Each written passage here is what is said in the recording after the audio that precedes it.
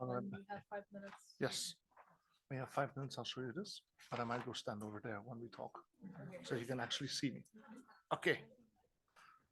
Good morning, everyone. Thank you all very much for coming again to the second day of the conference. We're very excited to start this day with a new panel, and we're very happy that there's still some people here and that everyone's happy for the next day. So we have a really, I have an important announcement first. If you haven't done it yet, could you please somewhere during the day sign the registration sheets outside? Now that that's out of the way, I don't have any more real duties for the day, and I can just go through the panel. So we're very happy to have today, what was the official name we gave? The panel on domination in market power and technology, on charting industrial relation responses. This panel really deals with different ways, so we're very happy with these 3 papers. It will deal with different ways in which the challenges we have with technological change, with market power, are being dealt with by the trade unions and social partners through sort of experimentation and what can be done about it. So I'm hoping we can learn very interesting things from our 3 panelists. And we'll go in the order of the program, if that's okay for all of you. And then we'll start with Pierrette.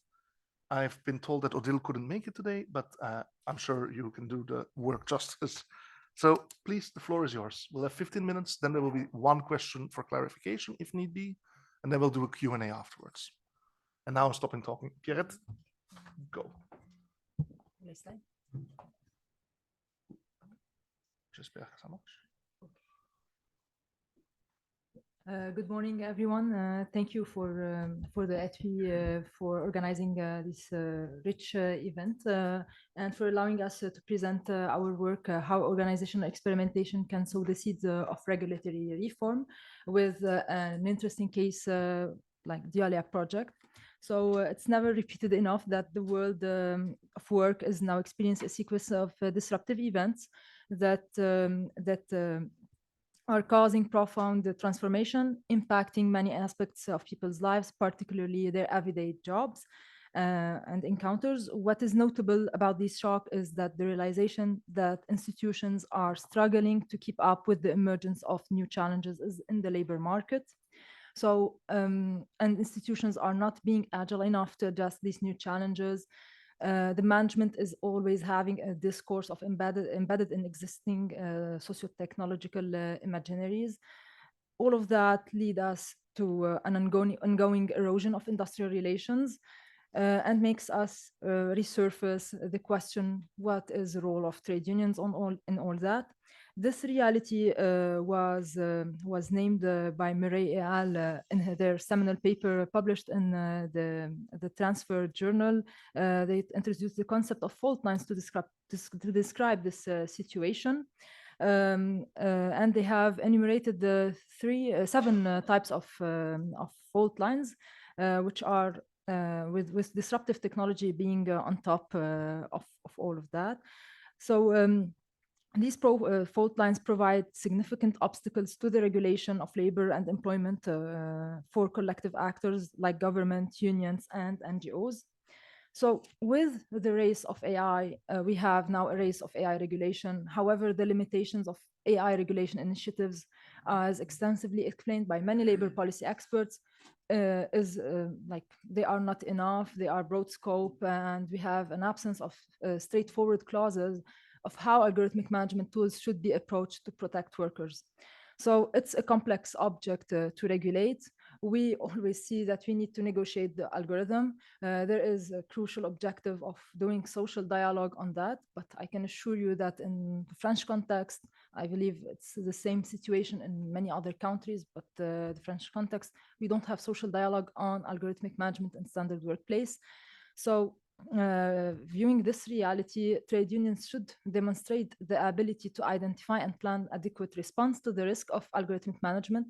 We have seen many initiatives by trade unions, especially white-collar ones, trying to make trainings, trying to get to know more the subject of algorithmic management. But in our research, we are trying to see how trade union organizational experimentation can contribute to shift the regulatory environment toward a new reality. So for the sake of time, I will go briefly toward what is meant by organization experimentation, and then directly make it more concrete with Dialia project, which is very ambitious. Experimentation or experimentalism is a form of collective problem solving suited for the local diversity and volatility of problems that confound modern democracy. In the same vein, it is also the mutual constitution of actors and institutions in a context of globalization, heightened competition, and uncertainty, where actors engage in experimental search of new institutions and governance principle. So as Ferreras and Manka already told us, no collective opportunities without experimentation. So we have the case of Dialia, which when we will describe it more. First of all, Dialia stands for Dialogue IA, Social Dialogue on AI. The project is not still yet finished, but we managed to make a qualitative study based on a very rich documentation, webinars, interviews, design thinking seminars, and we are still collecting data that we need to make more analysis on it. So about Dialia, Dialia is it's a project coordinated by the French Institut de Recherche Économique et Sociale, it's the IRES, in partnership with 4 trade unions, CFDT, CFE-CGC, UGICT-CGT, FO-Cadre, and ASTRE, which is now Ultra Laborant. There are key elements to know about this very interesting project, that IRES plays a neutral role in the project. It is a third-party facilitator. It does not intervene in what we need to create. So the main idea is these trade unions have made already many books, many initiatives, but there is nothing which is very consolidated. So we have managed to put 4 big trade unions on the same table through this project, which is kind of co-financed with the Agence Nationale pour l'Amélioration des Conditions de Travail, the ANACT, in order, and the way that we are doing things in that project, it adopts the sharers and workers network traditional approach. It's a network where they create spaces of informal dialogue, and they tackle digital and environmental dilemmas. I invite you also to see one of the success stories of this approach made by this network. It's called the Sequoia Deal Project. It was co-financed by the European Commission, the project. So they already have a success story, and they are adopting the same approach for that one. An expanded network. So the project, it's not like we put on the table 4 trade unions and for representatives and end of the story. It's 80 members. We have managed to recruit 80 members, ranging from trade union members, but also employers, representative, and not any employers. It's the small medium enterprise, what we call in France une APL and UDP, the small the profession libérale, liberal professions, and the SINOV, and we have the économie sociale et solidaire through the UDES, and we also have researchers. So we have managed to put them all through also a cloud, which is not on Microsoft, by the way. So a cloud and a chat platforms where we put more information, we share our best practices, discuss. So the communication is non-stop between all the parties. It's not like we make an event, we make a webinar, and end of the story. Because the project was very ambitious, we managed also to embark in Dialia's journey 2 trade unions who are not currently in the co-pilot chair, but we have Solidaire Finance Publique, which is a trade union of the Ministry of Finance, Public Administration, and we have the CFTC, a representative of a sector federation. About Dialia, the main objective, it's to contribute to deploy a shared methodological framework to make the development of technological social dialogue at work, and the declination of the 2020 European Framework Agreement on the digitalization of work, and a very operational level for digital transformation. As I already mentioned, it's from January 2023 till May 2024. The project, there are 4 main things. we rely on a collective and bottom-up approach. What does that mean? It means that we don't intervene, we don't put things on the table and we say like we need to like these are the things. We let them discuss. First of all, we started with webinars, what we call montée de compétences. We put everyone on the same level of the understanding of what is AI, what are the challenges, what needs to be think and be well understood. And we set a community. Then we ask them on which subject they wish to work more. There are people who are more at ease with GDPR issues. There are people who are more at ease with what we call GEPP, which is more about the skills that needs to be reconfigured. So we had many tools that I will be talking more about. We recruited 80 members and we are ongoing non-stop sharing and developing the skills together. Dialia managed last week we managed to put online the manifesto. So one of the two main objectives is, first of all, create a manifesto launched in 16 February 2024, where we state where the trade unions finally managed to find the words to address collectively on the subject, especially that in France now the government have launched a governmental AI committee to think about that. And we also, the second contribution, which we'll be seeing in May, it's the Vademecum. On 23 January, we managed to make a seminar where we concreted and finalized the ideas. The main idea is to create a consultation methodology that takes into consideration the specificity of AI. Inside of that, we have instruments of what we call acculturation, like making some trainings, because we have the small medium enterprise, and as we have the small medium enterprise, we need to give them something which is more interesting for them, other than give them guides for union representative. So we want to offer them ways to get to know more the AI, the challenges that AI stands in front of them. We had many suggestions from what we call the registre de l'IA, something like a log, how we need to manage AI inside of the company. So close the revoyure, many tools and instruments, which we hopefully one day could be also put in a certain of ANI, potentially, we don't know, Accord National Interprofessionnel. So in our preliminary findings now, going back to the theory, so all of that gives us one main finding, that there is a social organization of ideas. And as Campbell say, ideas facilitate policy making action, not just by serving as roadmaps, but also by providing symbols and other discursive schema that actors can use to make these maps appealing. So if I now take my academic part, all what was suggested by Dialia or going to be produced falls into policy ideas, instruments, and metrics that are much needed in the French context, and I believe in our context. We are more in a very concrete thing.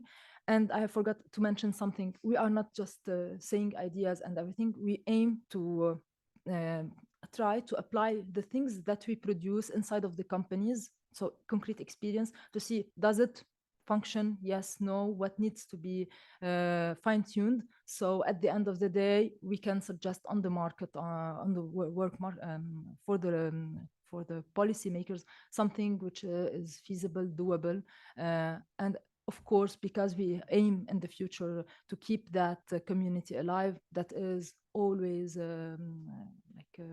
updated with the time. And thank you for your attention. Thank you. It was 12 minutes. Thank you very much for a really interesting presentation and for giving us a bird's eye view of this really interesting form of experimentation, which I will follow with interest, seeing what comes out of it. I suggest we have time for one question of clarification, if there's anything. Jane? Thank you. That's really interesting. I'm really interested in the focus of finding the various stakeholders here. When you talk about a bottom-up approach as opposed to, a top-down, Can you elaborate a little bit on any of the challenges that you might have encountered or experienced between the different groups, which are quite, not eclectic, but quite different, aren't they, in the round? Thank you. First, the first thing is that we have, as the bottom-up approach, it's first of all, we made 4 webinars. We put everyone on the table. Not everyone has the same definition of AI and algorithmic management, and not everyone is on the same level. And as I already mentioned, there was a Sequoia Deal project. So some of the participants were very well advanced, so they came and participated in the second project. However, not all the participants were at the same level, so we managed to bring some experts to explain that. The technical level was a little bit difficult for some people, the technicity, how algorithm works. Another, for example, challenge is to find the same words. Trade unions don't have the same alignment. For example, the manifesto went back and forth, and from November till now that we had an agreement on each and every word, what needs to be said. Another challenge, for example, when you have employers with us, we have small, medium enterprise, you need to find something appealing for them so they can stay, because they are here to gain some knowledge, yes. But if I told them, like, we only give you a union representative guide, it does not talk to them a lot. But when we suggested that, why not we suggest acculturation tools, how you need to abroad, and even discuss with them directly, especially HR directors, on how they need, especially with generative AI, give them some concrete solutions, try to discuss. It pushed the conversation, and they reshared the manifesto, which was not at the same it wasn't really the main objective, but they are good with that. So I think perfect. Okay, thank you so much. Then we go to our second presentation of the morning, which is by Matteo. And this takes the form of this idea of experimentation by comparing 2 countries, France and Italy, in the extent to which trade unions dealt with the issue of the employment status misclassification and classification of platform workers. So I look forward very much to hearing your presentation, Matteo.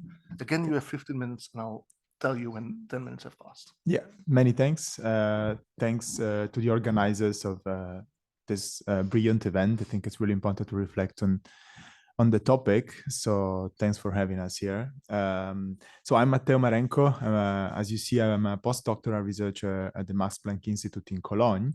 And so my research, generally speaking, centers on challenges of digitalization of work for social policy making, social dialogue, and collective bargaining. And what I'm presenting today is a paper that originates, it's a paper which is a very early stage, and which originates from my PhD dissertation, which was about political conflicts on the question of employment status of platform workers in France, Denmark, France, Italy, and the Netherlands. And the idea is that through investigating this specific question, we are able to understand more about the challenges that trade unions are faced with in the context of digitalization of work, and sort of non-standard work in the context of digitalization. So a bit of context to begin with. Of course, we all know there has been this wide diffusion for decades of non-standard work. I'm not going through it into the detail, of course, but basically non-standard work diffusion has translated into less protective working arrangements and a significant shift in the constellation of social risks, and of course, a weakening of social dialogue. And guess what? I'm quoting Baccaro and Howell myself as well, because this regards, they identified a significant weakening in one specific part of social dialogue. And this, what I would call a disembedding work, this process of disembedding work from social relations as put, wow, you normally have that the thing that's soft or P and D, but we are not at a concert, sorry. So important questions like how to protect non-standard work, to what extent can traditional unions safeguard and like be effective in protecting it, and how should they change, basically. So these are all problems that have been widely covered in the literature. And it's interesting that with increasing digitalization of work, the same problem, so how to protect non-standard work, gained renewed saliency, political saliency, and questions, and the question of how to protect on-location platform workers, especially drivers and riders, specifically food delivery riders, gained significant traction in the political debate, and this, I think it's important to bear in mind, because it also relates to a more general question, which is how to protect non-standard workers in the digital future of work, which is, as Bart was saying yesterday, actually doesn't exist because it's today, right? So it's like it's an intertemporal trade-off, which is interesting to take into consideration. And of course, the question of the employment status of these workers has been central, and it still is in the debate. So basically, the question that I'm addressing in this paper is precisely how do unions cope with this question, and what do we learn from the way they cope with it in terms of trade union renewal, and however you want to call it, so revitalization on these labels. So this is the question, and the way I am trying to answer it is by comparing two countries, which are France and Italy. I also covered these countries in my PhD. They share some similarities in terms of especially historical organization of the welfare system, and a certain considerable amount of dualization / fragmentation, segmentation in the labor market structure, and then also a similar degree of development of this type of platform work. In the two countries, you can find this in the ETUI report a couple of years ago. And so I compared trade union actions on the employment status in these two countries. And and how do I do it? I am collecting semi-structured interviews with trade unionists, basically, that have been involved in this question, and I've collected so far only six, I must say. But the collection is in progress, and I will combine interview data with policy document from organizations which are, at least the ones that I've covered so far, which are CGT, CFDT, NFO in the French case, and CGL and WIL in the Italian case.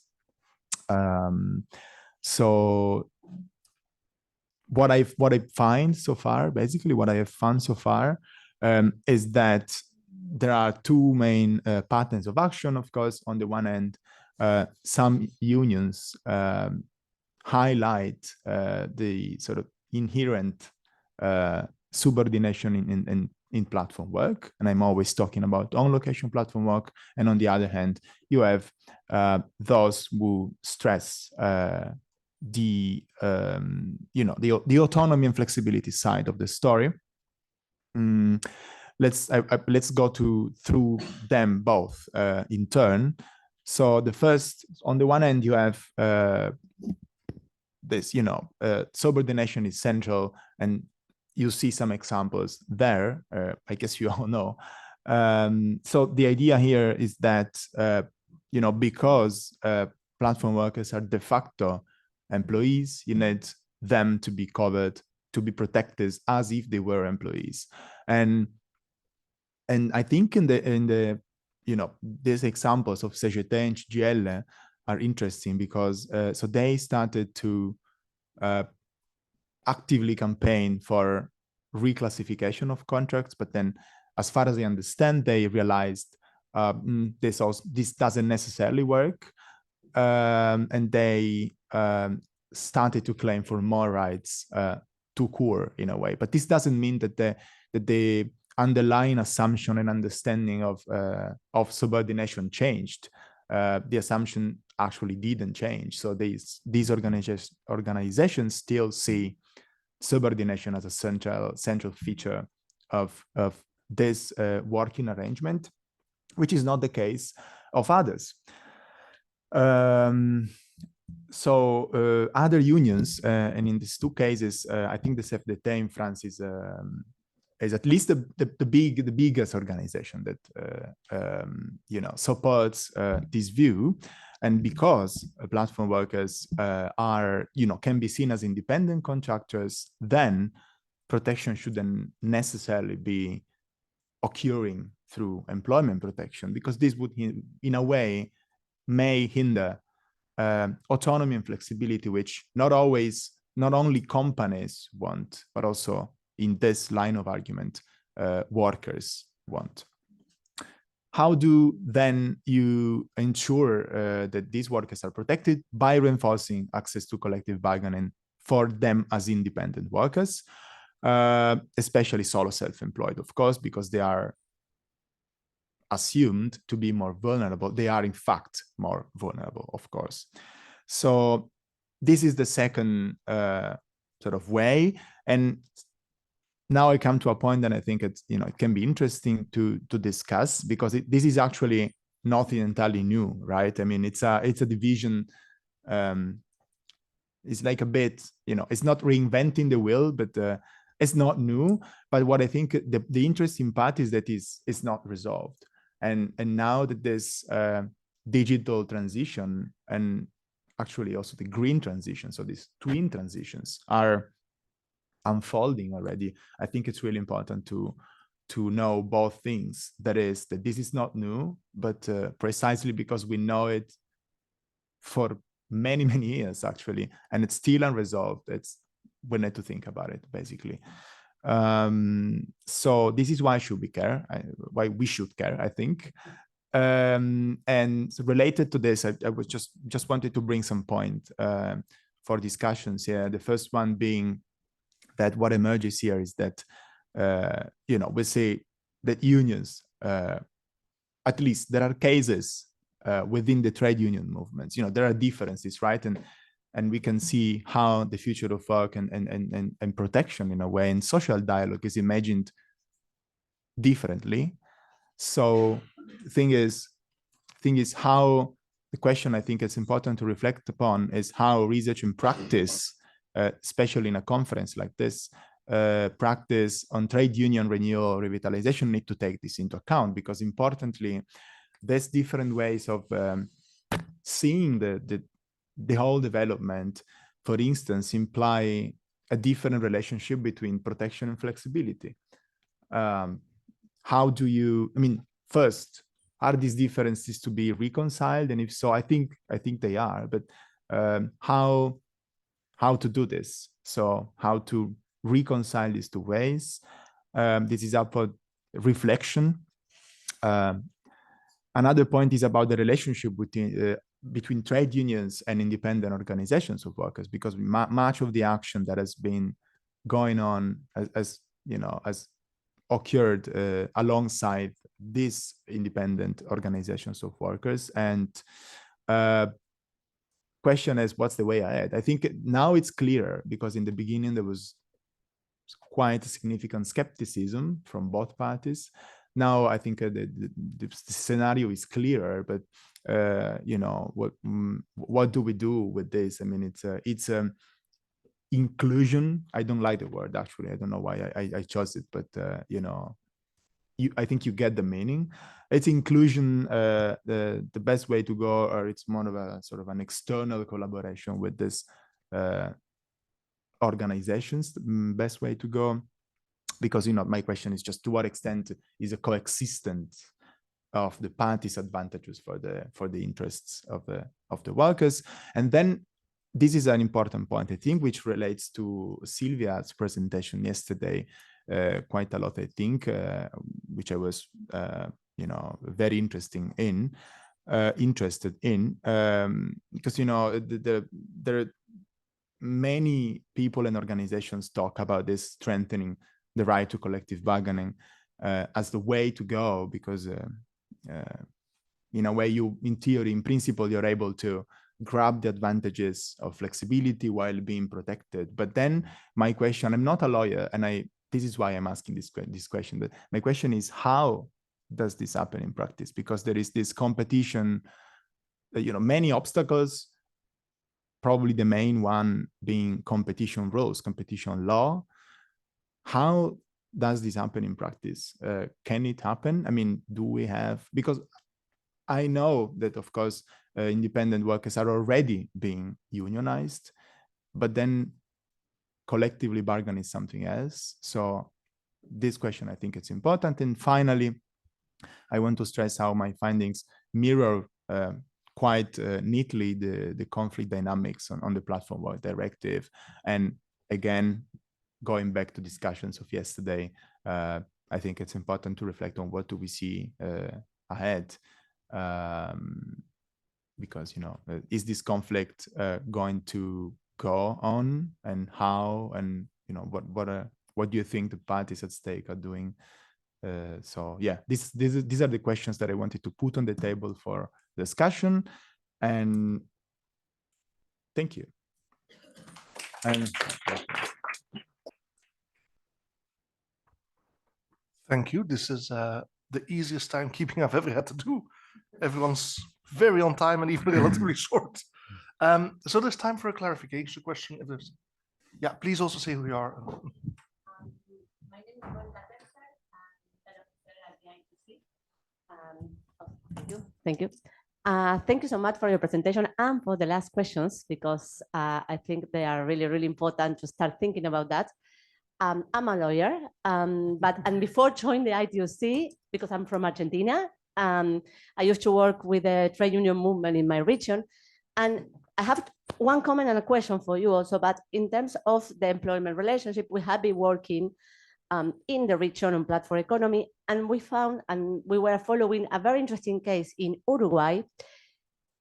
Uruguay has no legislation on platform economy at all, but the interesting, and it's related with the question I want to ask you later on, is that the Supreme Court in Uruguay sought out a case in favor of a worker based on an ILO recommendation, 198. On employment relationship, which is fantastic because it's not binding instrument. But the Supreme Court say, look, we don't have any legislation at national level. We cannot find any other legislation around the world. So this is the main source to resolve the situation. And the recommendation sets criteria that are super useful. And also, it's also related with the independent contract, because the company in that moment was based in UK, and they were saying it's not a labor relation, it's a commercial relation, it's an independent contract, and based on the agreement, the jurisdiction that applies should be in UK. So we're asking to the worker to go to UK and pay or everything in UK.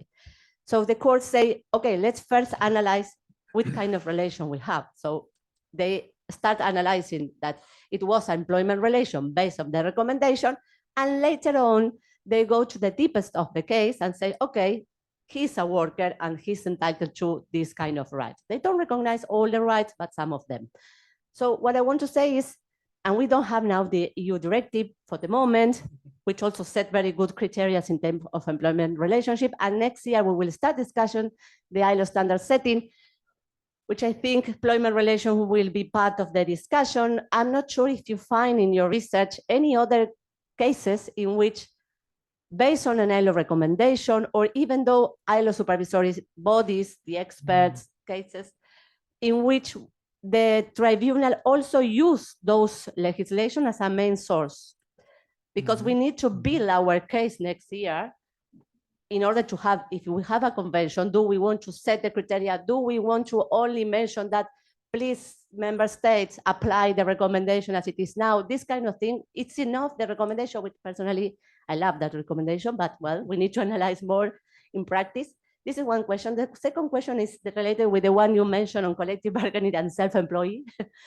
Well, huge issue. I think is the next issue at the ILO. I'm looking at Uma because now we have the right to strike, right? Problem. But we managed to find good cases and comments for the experts in which recognize collective bargaining for self-employed as well.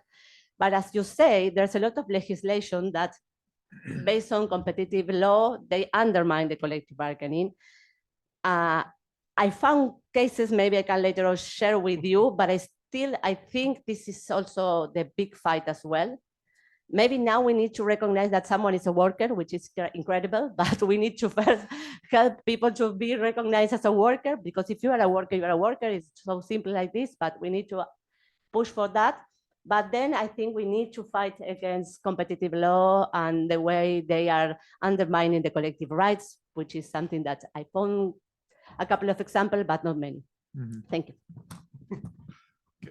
So a substantial clarification question, but you can respond. We'll have a Q&A afterwards, because I saw Uma gesturing somewhat as well, so there might be some topic for discussion later on. But Matteo, if you can briefly respond, and then we'll go to the final. Yeah, okay, I'll try to Thank be you. brief. I think I'll be brief, because like I was thinking, that's great questions.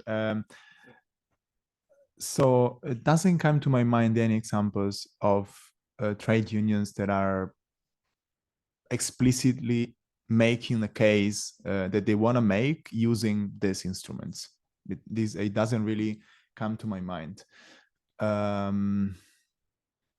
No, maybe there is more of a cross-country reference, meaning I am an Italian trade union and I say, you know, well, you see what our Danish colleagues are doing, let's do this. And maybe in public speeches you refer to that, but it doesn't come to my mind any examples, to be honest. And as you know, concerning the competition law, I think this is going to be hopefully matter for discussion later, because I think that's really the huge thing, probably.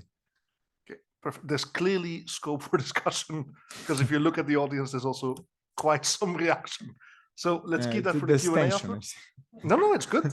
And but let's not focus on that yet, because we still have a very interesting presentation to come by Simon. I don't know how exactly to pronounce it. So Simon. So Simon. Okay. Okay. Yeah. Sorry. Very hard to pronounce. And when we talk about platform work, one of the big fears is always this issue of platformization and how it might affect other types of work, the more traditional labor market. And I think in this presentation, we'll go more into detail in that, specifically that. So how industrial relations and trade unions deal with this platformization and digitalization in the case of Amazon as a case study. So please, the floor is yours. You have 15 minutes. Okay. And I'll indicate after 10. I'll try to stick to the time. So there is time. It's luxurious a position in the whole conference. So just take your time, be at ease. Yeah, thanks. Hope that you are still having some energy to hear more about the platformization and industrial relations.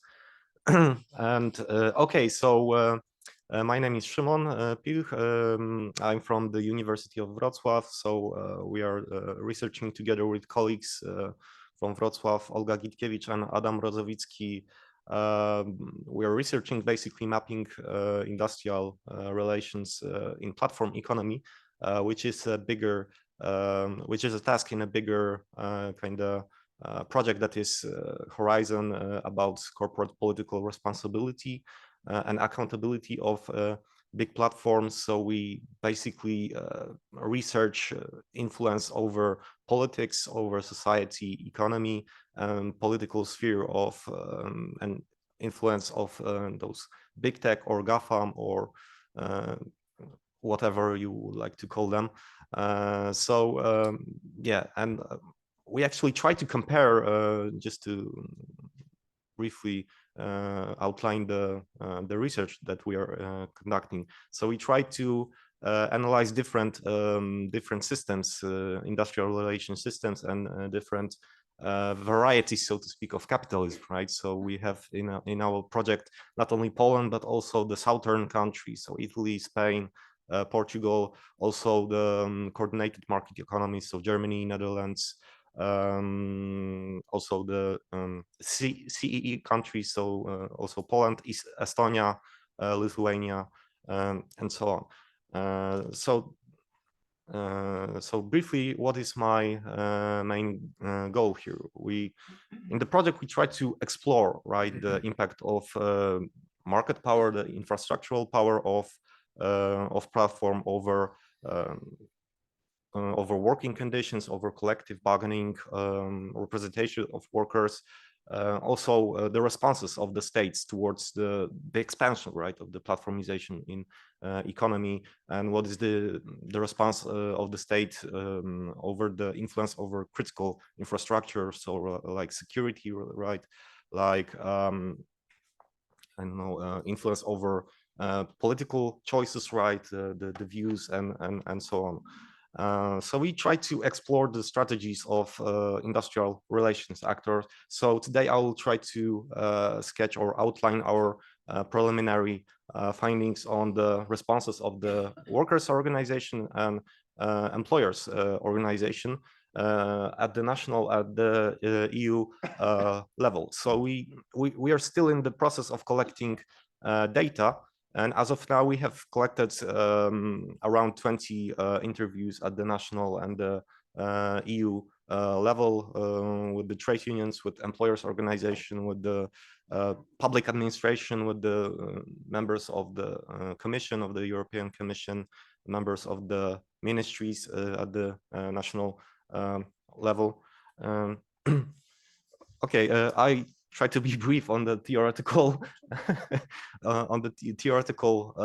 so to speak, argument, because the project is very interdisciplinary, so to speak. So we have this political scientist, input, the legal scholars input, the sociologist input, and also the management theory. So we try to, so to speak, synthesize what is actually platformization in our project and what is the influence, the power of those GAFAM platforms. So to be honest, we try to implement it or be synthetic in this case. But to be honest, we are at heart industrial relation scholars, right? So so now I'll try to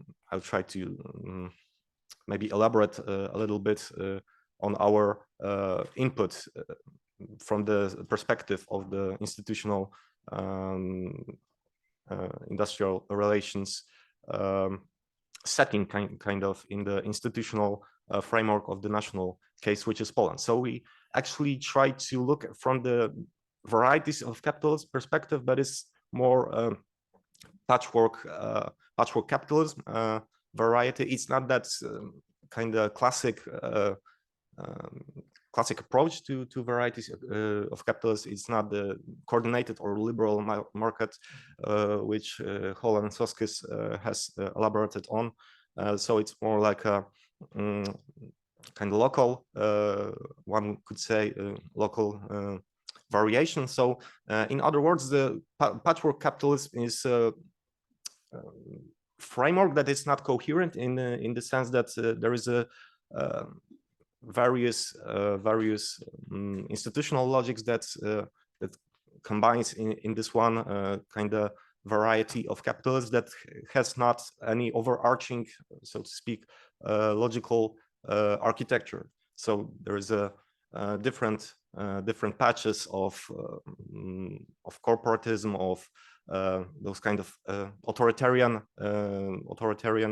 approaches of the state towards industrial relations, as I will elaborate later. And on the other hand, there is an increase of infrastructural power, right? So the power of the platforms that seems to kind of dislocates the power of the state apparatus and kind of implement in that place the power of the platforms, and the platforms are kind of influence over industrial relations models and also the political choices, right? Our behavior. So it's our hypothesis, so to speak. Okay, very briefly about our methodology or research question. It's still in the process of shaping, because we're still not in the middle of the way of our research. So we actually tried to research what is the relations between the platformization of the economy and the evolution of industrial relations system in those particular countries that I mentioned. So actually, we try to compare those Southern model and CEE model, so the model of Poland, of Estonia, and Lithuania, and we also try to capture the manifestation of this dynamics and the change of the evolution of industrial relation system on the example of the Amazon in Poland, because Amazon it's kind of very pervasive kind of platform, not only in terms of industrial relations, also in terms of the impact of its operations over the state apparatus, over the e-commerce industry, over even for the digital security of the state, because Amazon, as it turns out, we haven't known that earlier, that Amazon is providing cloud services to the army, to the Polish army. So yeah, so we're actually kind of resorting to Amazon's goodwill, so to speak, in this regard. Okay, but going back to the IR, or industrial relations research, we also tried to find out what is the impact of the platformization over the collective interest of the IR actors, right? So does the platformizations kind of influence or favors the emergence of the new models of the representations, right, of the interest of platforms or employers organization platforms, and also the unions, right, the workers organization. We came up with those two kind of hypotheses, one could say. On the one hand, we have convergence, right? So we claim, or we try to research whether the platformization effect on decrease of cross-national differences in the systems and leads to decrease of inequalities, or the weakening of the strategies, the weakening of the power of the IR actors. Does the Amazon itself, right, does it like affect those kinds of convergence, or foster down this downward convergence, or whether there is a regulatory counter movement to platformization, right? So whether platformization will expect to create new model, of course, new in the that's not exactly new, but does it actually expect to create new models where there will be other order of power, so to speak? So whether there will be asymmetries, yeah, okay. And on the other hand, there is a divergence. So whether the actions or the strategies will be mediated by the extant or the existing IR system in Poland, right? So whether the Amazon's action will be mediated by the strategies of unions, by the workers, whether the workers will, so to speak, rely on the tools that they have at hand. So for example, relating to EU level regulations, so the platform work directive, or national level institutions. So, but they're of course weak. Okay, very briefly, I told you about the methodology. So we have conducted interviews with workers, with social partners.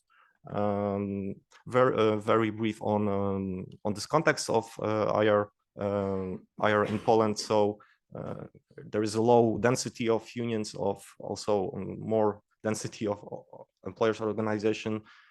We have not exactly the collective bargaining level at the state level, right? So it's more like sectoral or national. There is also this illusory corporatism that I told you about, the limited influence over tripartite negotiations.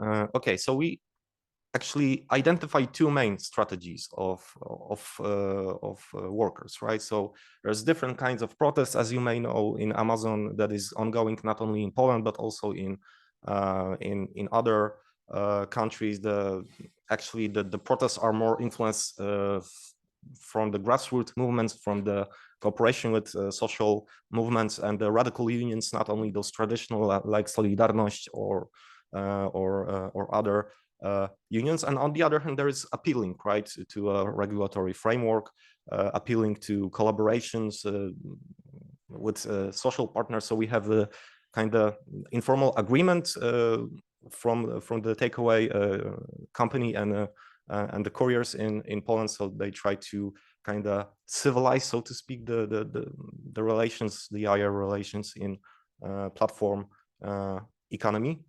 Okay, I will change the slide.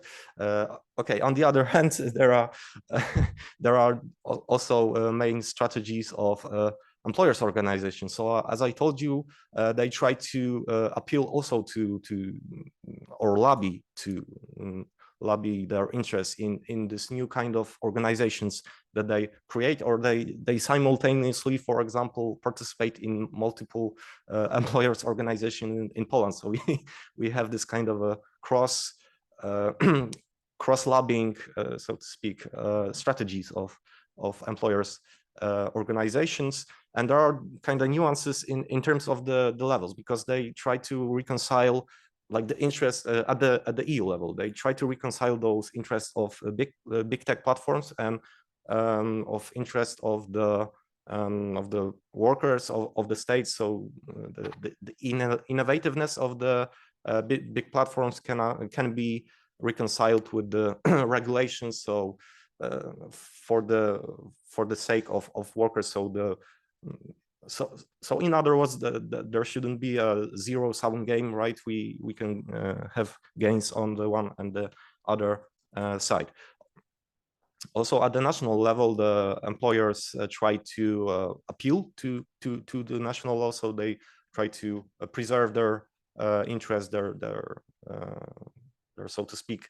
They try to appeal to the state apparatus to have this fair competition, right? So and automation. Okay, I'll just keep very briefly on the Amazon. So as I told you, there are precarious working conditions, and there are few strategies. So one is the solidarity of workers, the protests, the informal actions, because we cannot organize a formal strike in Amazon because of the law constraints. So there need to be 50% of the employees to take part in the referendum, but actually it cannot be achieved because of the non-standard contract that is prevalent in Amazon. And on the other hand, there are also those micro strategies using of resources, right, to cope with the platformization effects, with the deteriorating working conditions at Amazon. Also misbehavior like gaming the devices, the scanners, because they feel that they are very controlled. There is also algorithmic kind of management and so on. Okay, so to the conclusions, I think that we try to elaborate more on the path dependency hypothesis. So it seems that the approaches to platforms, to platformization, it's mediated, right, by the existing model of or system of industrial relations institutions. There is a reliance of actors on EU and Polish level regulations. The workers, on the one hand, use various forms of protests and appeal to regulations. Also, they collaborate with the civil society movements. Also, they try to appeal to collective bargaining kind of model with employers. So they try to also talk with them outside of the tripartite or social dialogue institutions. They try to speak with them, but with little effects so far, only just in case of this takeaway or Pyshna. Also, the employers there's strategies of employers that try to preserve their interests, and but on the other hand, it's thwarted, so to speak, because the employers organizations, there are new employers organizations that are created by big tech platforms to lobby their interests. And also there is, last but not least, right, there is ambivalent role of the state, so to speak, because on the one hand, they try to modernize the economy by the FDI, right, investments, but and also to try to attract those big tech investments in Poland, try to cooperate with them. But on the other, they actually not favor the interest of the IR organization, IR actors and organizations. So there's a kind of a ambivalent situation. Okay, I guess that's it, and I hope I didn't bore you that much. Thanks.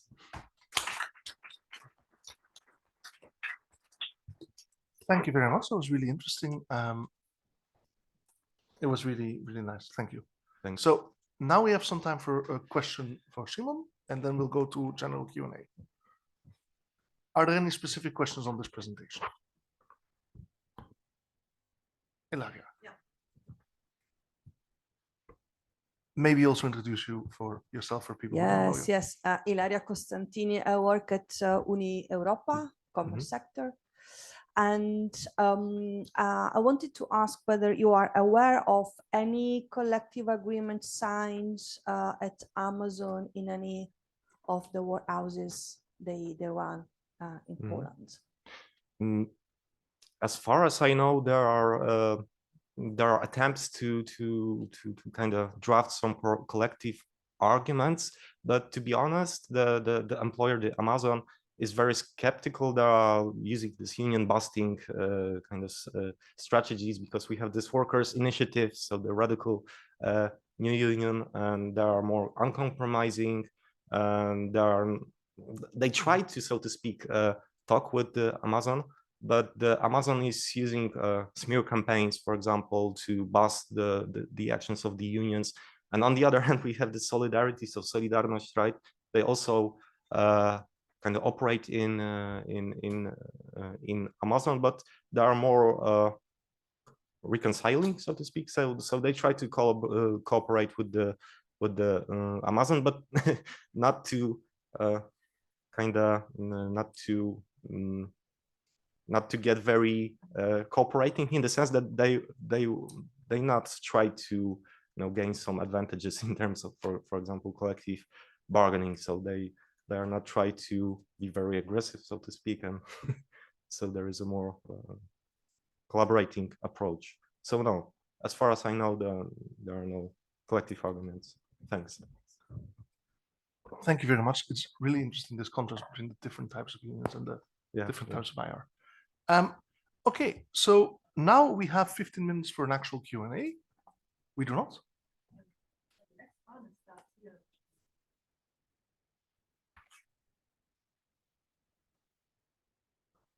Not according to my program. But I might be wrong. I thought it starts at 11. And I thought we had a coffee break at 10:45. Okay, so after this brief moment of panic, just unnecessary injection of stress, we have 15 minutes for some discussion. I thought I consumed too much of a time. No. Everyone did perfect.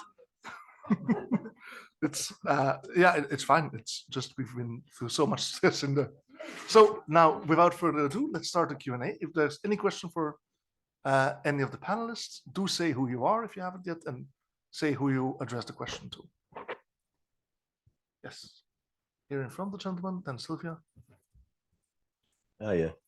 Yeah, thanks to all of you for some really interesting stuff, and thanks to the organisers for giving us just 3 speakers on a panel, so we've got a bit of time. Yeah. So just a comment really for Matteo.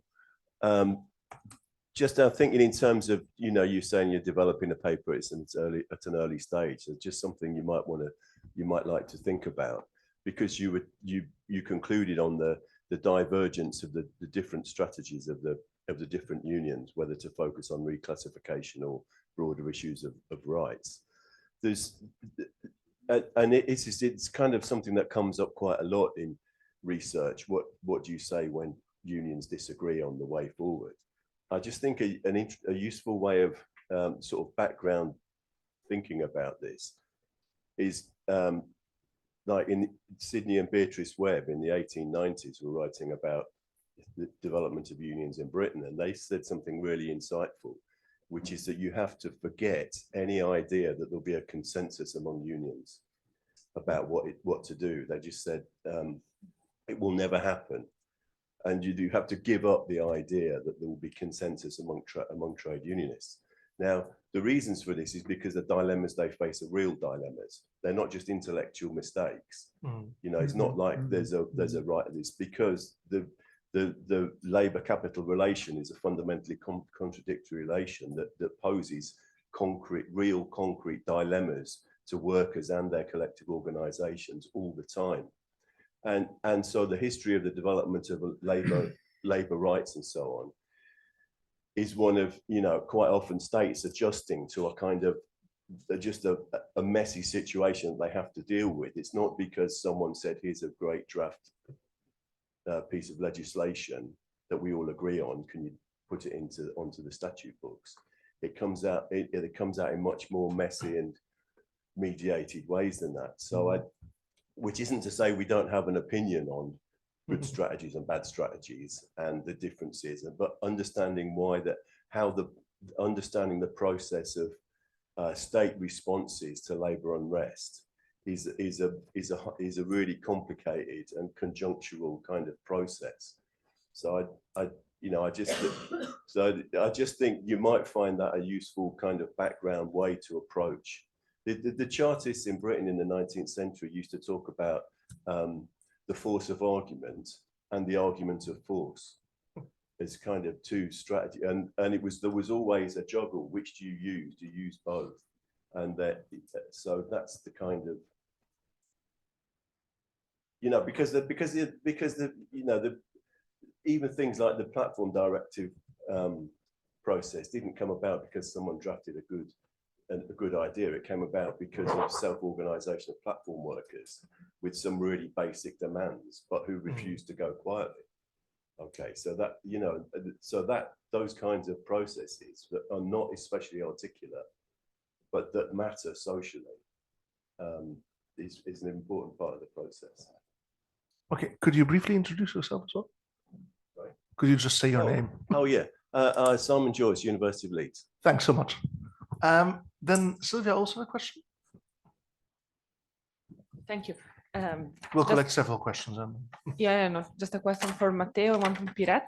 For Matteo, was wondering whether the approach of the French Union was also reflected in their stance towards the platform work directive, if you know, if they were aligned with the French government in that sense. And for Piret, I was wondering, you mentioned that in this project, very interesting project, you had mostly a small medium enterprise on the employer side. And the question was whether that was by design, or were you also aiming at bigger enterprise, maybe as big as Amazon, because they are those, right, that have the fist on the use of AI. So was wondering whether you saw limitation by including only small medium enterprise, in the sense perhaps they have less leverage in determining how to use them, etc.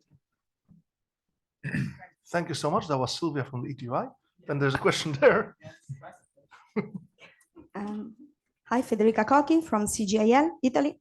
And I'm very interested in all the project, but I have a question, also a reflection about the project the research presented by Matteo. If I well understood, the research is still ongoing. So maybe it will be interesting then having the final results, because I noticed that the interviews are ongoing yet. You put it on the place many interesting questions and issues for us also. No? I think in our experience, for example, we are trying to developing a different strategies to talk to these people, to these new non-standard workers. In my opinion, there will be the new standard workers in the future, but this is another thing. And it's a combined strategy I think we need. So you talked about integration or collaboration, for example, with the external association of these workers. I think we need both.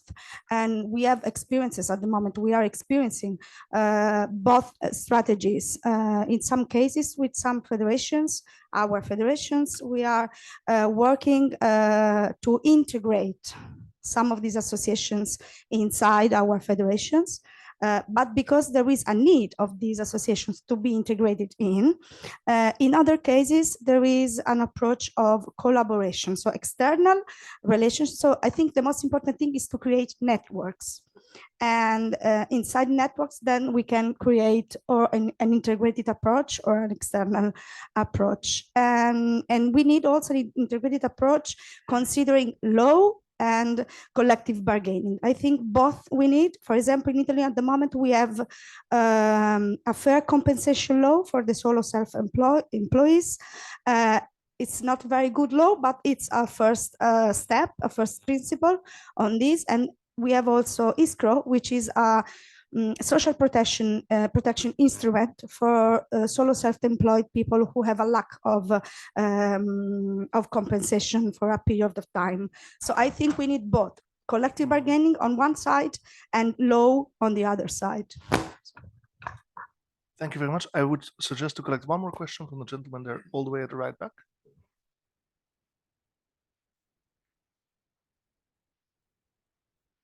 Yes, first of all, good morning and thank you for organizing such conferences. Very interesting. Jason Beguara, International Secretary, General Workers Union from Malta. Very interested in this project. Maybe one comment that I need to understand. Obviously, when talking about collective bargaining, you need to represent somebody. I cannot do collective bargaining for somebody whom I don't know. Our biggest concern in Malta is that we are facing an issue to recruit these employees because we don't know them. There is an algorithmic effect that you don't know with whom are you talking, who is the employer. So we're talking about Wolt, Bolt, Amazon, all these things. Maybe in this project, did you get and do you have any feedback of what are Italian and French unions doing to recruit such employees? Because I think that is the crux of everything. If we need to do collective bargaining for somebody, we need to understand their exact situation. And if we don't know the employees, we cannot talk on those employees and on their behalf. Thank you. Thank you so much. Then I'm just going to shamelessly abuse my position as chair to ask questions as well. And I'm not even really ashamed. So for Pierrette, a question about the process in the really interesting project you presented. I was wondering, so you said that you give them some information to get everyone on the same playing field to start with. I was wondering how you created who gave that information, because I'm assuming there's some decisions there to be made in how things are framed, and I'm wondering how that was done. And then also about the process, whether everyone there engaged in good faith, whether there was good discussions, or whether you did see some political shifts, for instance, in being relatively cautious in what was being said. But I'm very interested in the process as a whole. So thank you so much. And then for Shimon, I was also asking, the project, as I understand it, is not completely finished yet, so there will be a lot more coming out, because it seems vast in its scope.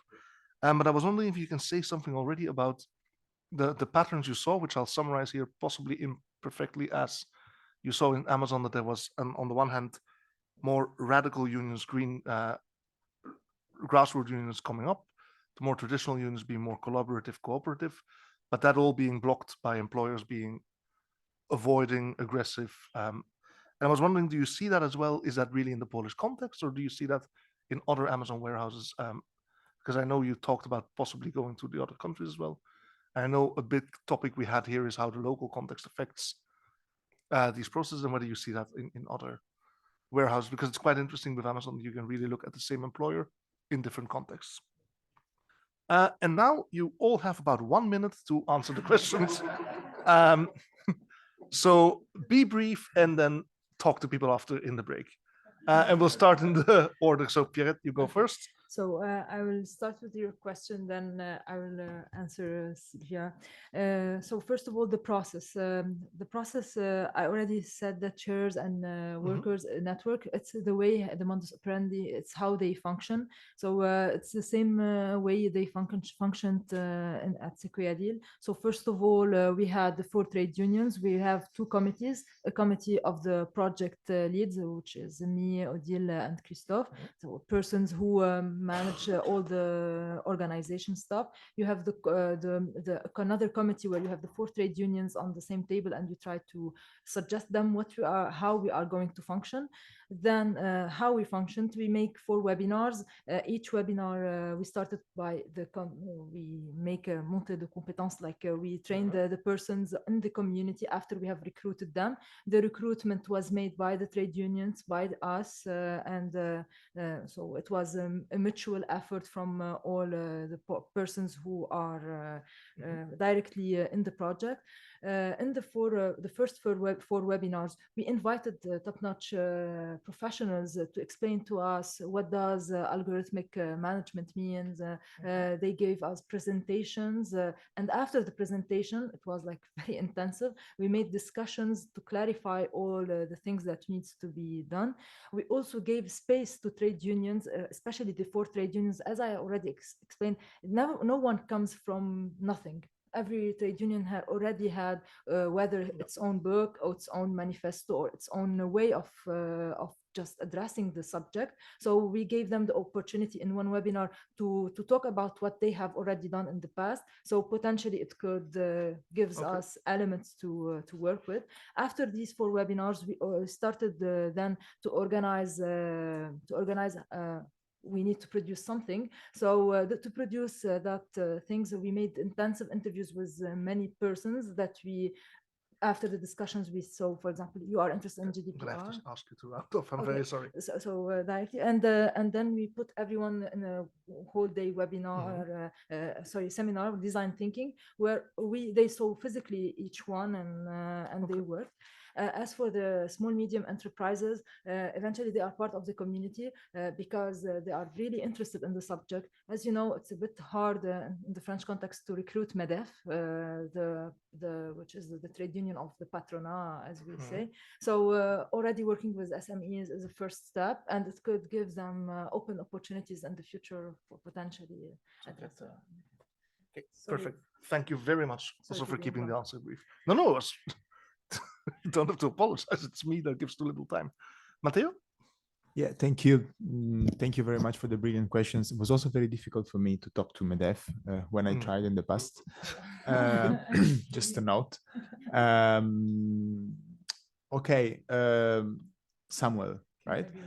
Many thanks. This is the kind of suggestion that is really, really helpful in an early stage of a paper. And it's like, I do see this the dialectic relationship that, is not necessarily to be solved once for all, but then I'd be happy if you could send me some references in this regard, because I think it's definitely something that I want to put in my theoretical architecture. Many thanks. Okay, I need to be brief.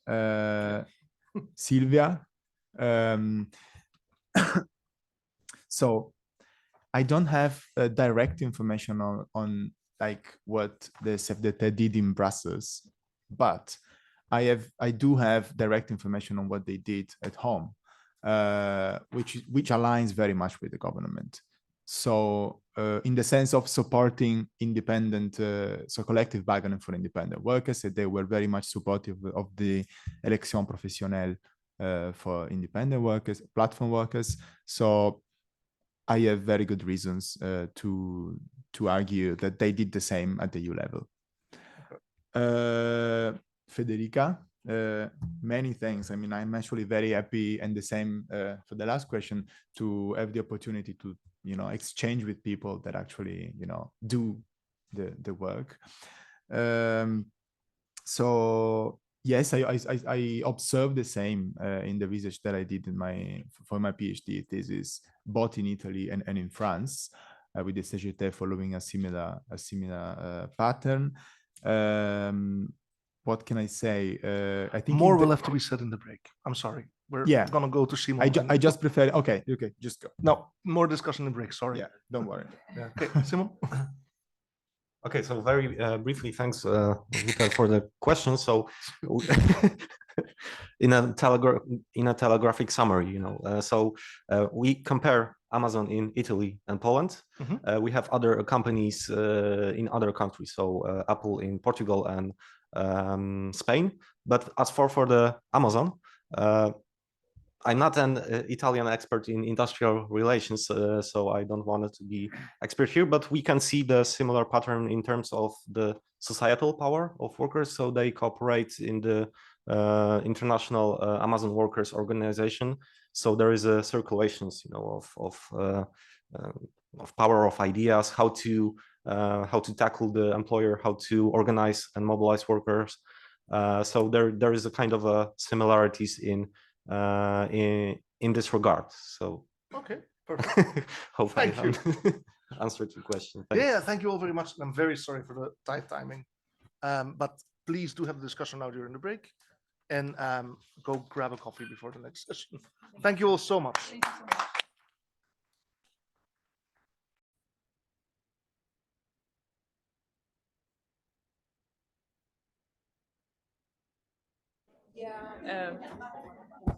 Hello, welcome back.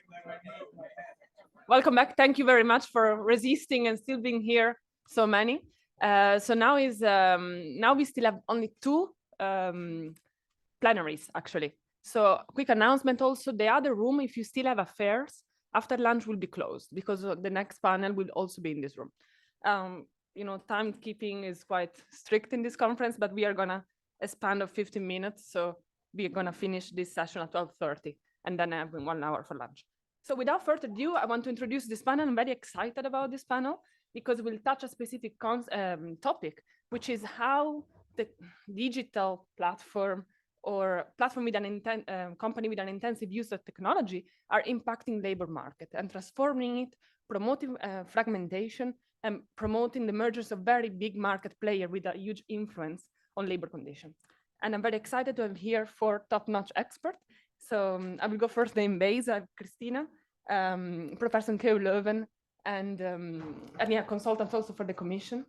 Then I have with us Frederick, economist for a Swedish trade union and law, and also PhD candidate. Andrew Green, labor economist of OECD. And finally, last but not least, Victoria, competition lawyer, assistant professor in Utrecht University, with a focus on labor. So without further ado, I will give the word first to Christina. Okay, yes, thank you. Is this working? Yeah. Yes, thanks a lot, Silvia, not only for the nice introduction, but also for this conference. I think we can all agree on that. Yes, so my presentation is about multi-party employment structures in the platform economy. So I will dedicate this to everybody who said yesterday at one point, oh, we need to research those intermediaries more. So I'm trying to set a first step in that direction, certainly. I'll be very brief with the theory because I think I have 15 minutes, hopefully. Yes, so obviously what we have seen already yesterday is that, multi-party structures are something that are very common, obviously, in the platform economy. Why is that an issue? I mean, it's certainly not something that is a new issue for the platform economy. We've had that for quite some time.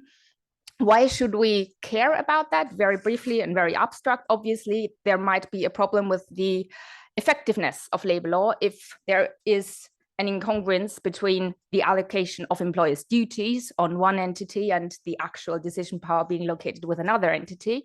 And secondly, there's also certain danger that if the subordinate status of a worker is the result of being dependent on several entities in some way, then there might be the consequence that actually employee status is denied altogether because there's not one entity that can be identified as the employer. And most of our labor laws are simply in need of one employer to be identified in order to use labor law at all.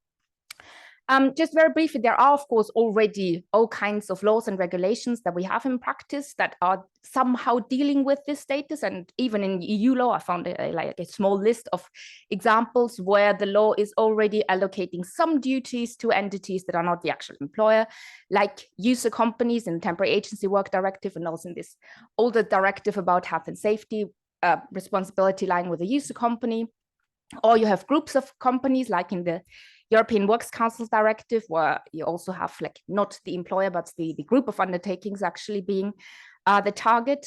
You also have a few subcontractor liability clauses. So that is like 2 actually in European law, which is in the Posting Enforcement Directive and the Employer Sanctions Directive. And obviously there is the corporate sustainability proposal, which is now approximately as much in limbo as the Platform Workers Directive, as we know. Yes, and I looked at this question about multi-party structures in the platform economy, looking at my little database. I think a few of you know it. I know a few of you are working with it. I mentioned a few people mentioned it yesterday. Those that are working with it, please get in contact. It's expanding at lightning speed. So basically, the idea of the database that the European Commission had was to make this about employee status. So cases about employee status between platforms and workers. At some point last year, I kind of had the feeling that when I'm researching only cases that are about platforms and their employer status, I'm missing a part of the story in the end, because some cases are very much not only about the employee status, they're also about employer status. And the question, who is the employer, and might there be more than one in the end? So yes, I added those cases a little bit. It's now approximately 800. It's not completely up to date. I don't have Portugal. Yes, so Anna, if she's still there, I need the Portuguese case. So yeah, but whoever wants that database, you can certainly have it. So I had a look at all the cases that I found in Europe that are dealing with this. So where this question was already, I think we can also share the slides, so we don't need to take photos, I think. So where this question was already at issue. And I can see my time here, I think. So I don't know how much time I have for this part. Yep. Okay. Oh, yeah. Okay. Yeah. So first of all, the prevalence of multi-party constellations in the platform economy is something I do not do empirical research on that, but you certainly feel that this is increasing, but it's actually been in existence for a very long time. The reasons are, like, classically, there have been some reasons of regulatory hurdles. For example, especially ride-hailing companies in some countries could never operate the traditional Uber way simply because of national taxi regulations. So they had to use subcontractors to do this, subcontractors that had a taxi license, things like this. But more and more, I think the reason is also that there is a risk of reclassification, because approximately 2/3 of the cases that I found about like employee status are like finished with a court seeing an employee status actually of the platform workers. So obviously, yeah, platforms are also getting more aware of that, and that might also be a major incentive to try and reclassify the workers, especially also outside the ride-hailing economy. Finally, you also have some cases that certainly indicate that there is also a strategic advantage of an employment relationship for a platform when it can give actual instructions rather than trying to calibrate the algorithm in a way that there will be an incentive to work exactly the times when clients need the employees most, like in the food delivery sector. Instead of that, if you can just give the instructions, you might have a competitive edge over your competitors that rely on voluntary showing up of the employees. And finally, there's also what we have also developing is this kind of account sharing, where it's actually happening bottom up. So you don't necessarily have the platform deciding to have a subcontractor. It might also be that one of the users or somebody who is registered as a platform worker might share their accounts. And now we have some courts that reclassify those persons as the employer actually of the one who's then actually doing the delivery. So yeah, it's really complex. And I've seen cases, so that's what you have on the right side. I've seen cases with up to 16 defendants. That was a Spanish case about Cabify, which is extremely like an extremely complex company with several subcontractors and temporary agencies actually. And they were trying to say, well, we have been dismissed at approximately the same time. And we think it has been a collective dismissal, although we've been employed by completely different entities, but we were all driving for Cabify. So these kinds of situations you have in practice. Sorry. Now the question is, how much time do I have left? Sorry. 10 minutes. Okay, that's good. Yeah, I have a lot left. So on the question, who's the employer? So first of all, you have the first layer of this question, who is actually the employer?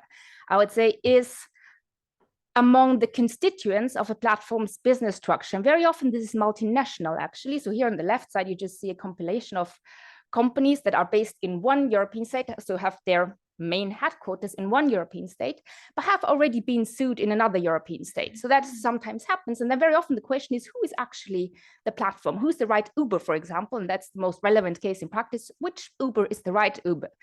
Because Uber, you know, like the central company perhaps is located in the Netherlands, it's Uber BV. There's two more companies in the Netherlands. It's like racer operations, and then there's the Uber Portier, which is for the Uber Eats deliveries. And then in each European country, it has at least one subsidiary, which would then be Uber France, for example, or Uber Italy. But there might also be another subsidiary like Uber Partner France. We also have in the cases sometimes. It's extremely complex. And then you have cases like in Switzerland, where you have rulings that are exclusively about the distinction between the Ubers. Because here, the social security institutions, originally, they imposed social security contributions as an employer on both Uber BV and Uber Switzerland. And then the whole case had to go up to the Supreme Court just in order to decide whether it was right for the social security institutions to put both. And then the Supreme Court decided, no, they should have put only the Dutch company. Then the case went back and had to go again up to the Supreme Court in order to decide whether the Dutch company was actually an employer. So sometimes this is also dragging out the cases very much. And in other companies, in other countries, you have exactly the opposite decision. So for example, in the UK, when you read the Supreme Court decision in a lot of detail, then it actually finds Uber London to be the employer. In France, the courts disagree on everything. So they also disagree on which Uber is the right Uber. So yeah, so you have really erratic case law. And sometimes this also has dire consequences because the courts are saying, there's at least one case where the courts are really saying, well, you have identified Uber France as the defendant. There might be subordination. We're not sure about that, but we don't even deal with it because if there's subordination, it's certainly not with Uber France because they are not in control of the platform. The platform is controlled by the Dutch company. So this can be, so both identifying too many and identifying too few defendants can be a problem here. Yes, I'm not going into too many details, but obviously in practice, the most practically relevant case is that of the ride-hailing platform. So here I would say, based on the cases in most countries, actually, this is the predominant form. So not to work with the bogus self-employed any longer, but working really with the subcontractors. Also, yeah, so in most cases where the subcontractors are used, I would say most cases are really just bilateral. So workers are not even trying to also name the platform as a defendant in addition to the subcontractor. And if they're trying, then usually it is rejected. So we don't really see many platforms, so many workers succeeding in trying to also name the platform as a defendant. What we have sometimes, so I'm noting here like cases in Austria, cases in Switzerland, also some of the cases in France, is that there's a temporary agency work relationship recognized at the court says, well, yes, the subcontractor is somehow still the employer because very often in the ride-hailing sector, they are providing cars, for example, they're providing mobile phones for the workers and so on. So they are in a way relevant. Sometimes they even instruct them on when to work exactly. So they are relevant, but nonetheless, in the end, the user company is the platform because the platform is the one that gives the content-related instruction to a certain degree. Yes, I'll pass on to the delivery platforms. Here we have a lot less cases in the end, but the cases we have are in a way more favorable towards a re-identification of the employer. I don't know how to say that. So we have certainly, again, the temporary agency work construction, at least in one Swedish case. And we also have some cases where the platform was really identified as the direct employer. So in one French and one Italian case, but it's always been rejected, for example, in France. Also here it's relatively difficult.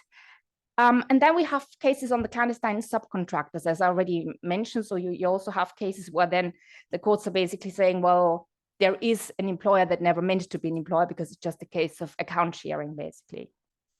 And then finally, the only case that was not either ride-hailing or delivery that I identified was about a care platform, actually, where in the end also the courts then identified a situation of temporary agency work when there was this one association that encouraged its members to work for this work via a specific platform.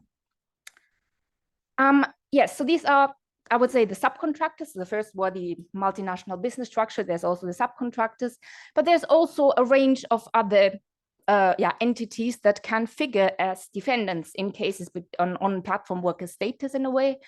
You have the clients. So for example, in Norway, we had a cleaning platform that was where the clients, so the private households were actually identified as the employer of the employees rather than the platform itself. So that can, of course, also happen, especially in those sectors where the client also really has a direct power of instruction, so to say, and where also the price is usually determined between the worker and the client, and the platform really doesn't have so much of a role any longer.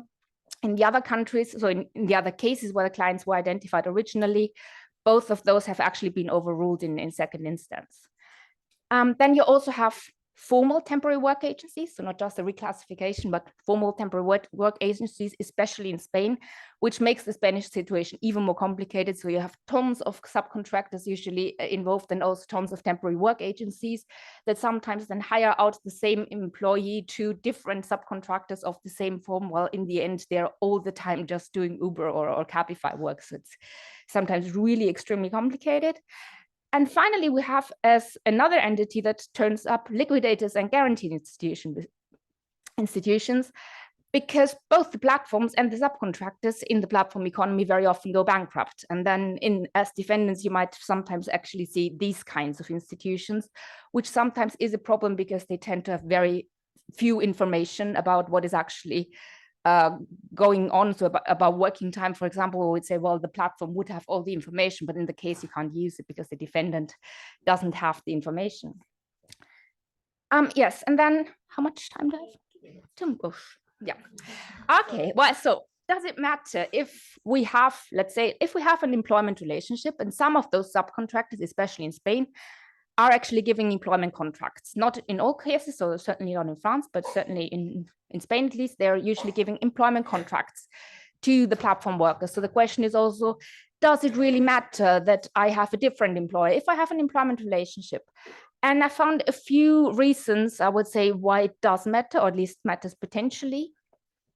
The first is, of course, in criminal law. So if you're punishing somebody for the fact that an employee has been exploited, you should punish the right entity. You should not punish that entity that actually had no decision-making powers. That's rather obvious.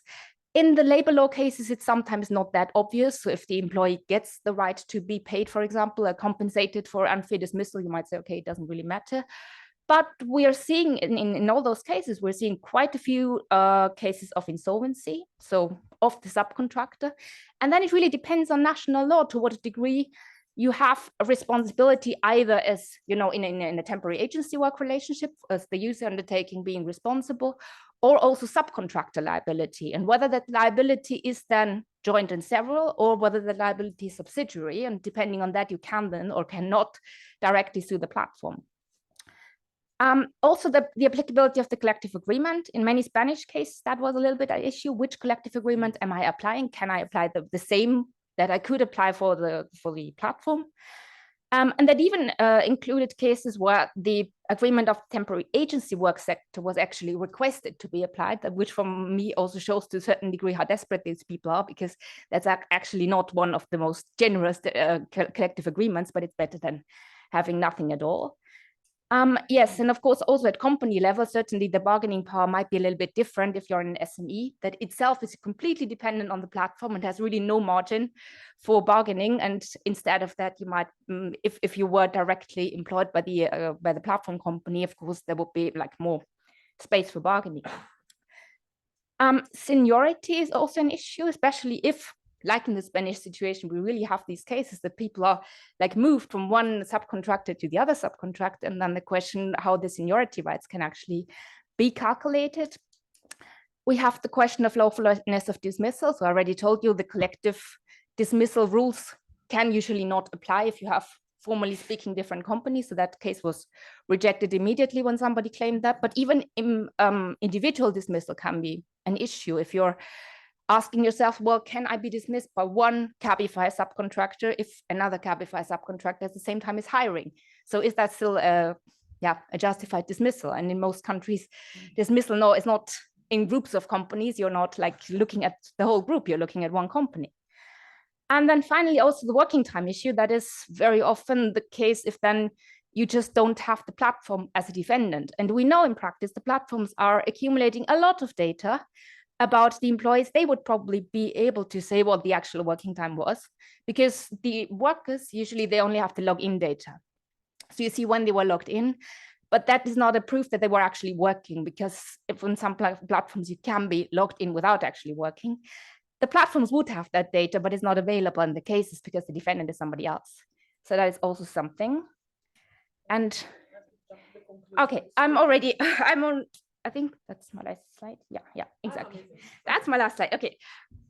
Yes, so my conclusions, I would say for subcontracting, with a little question mark, I would say for subcontracting, I wouldn't necessarily say that it is as such a bad thing, because I think especially for the most vulnerable workers, it can be an opportunity to still, somebody who can't even afford a car can still be involved in some kind of work if they don't speak the language and they can't afford a car.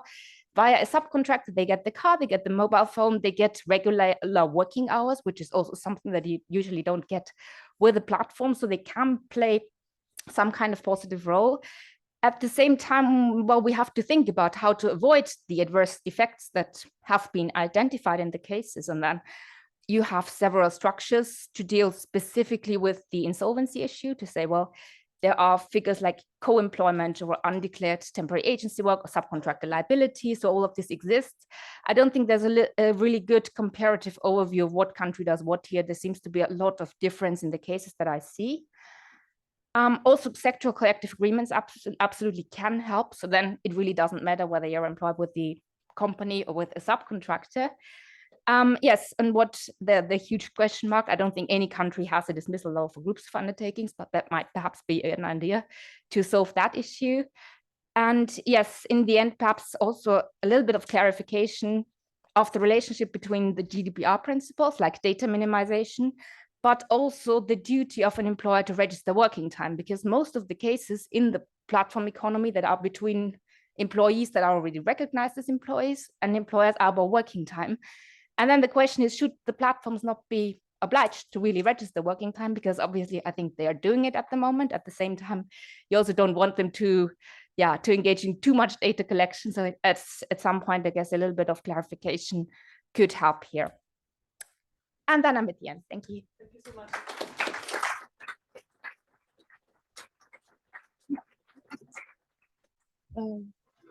No, you can with the.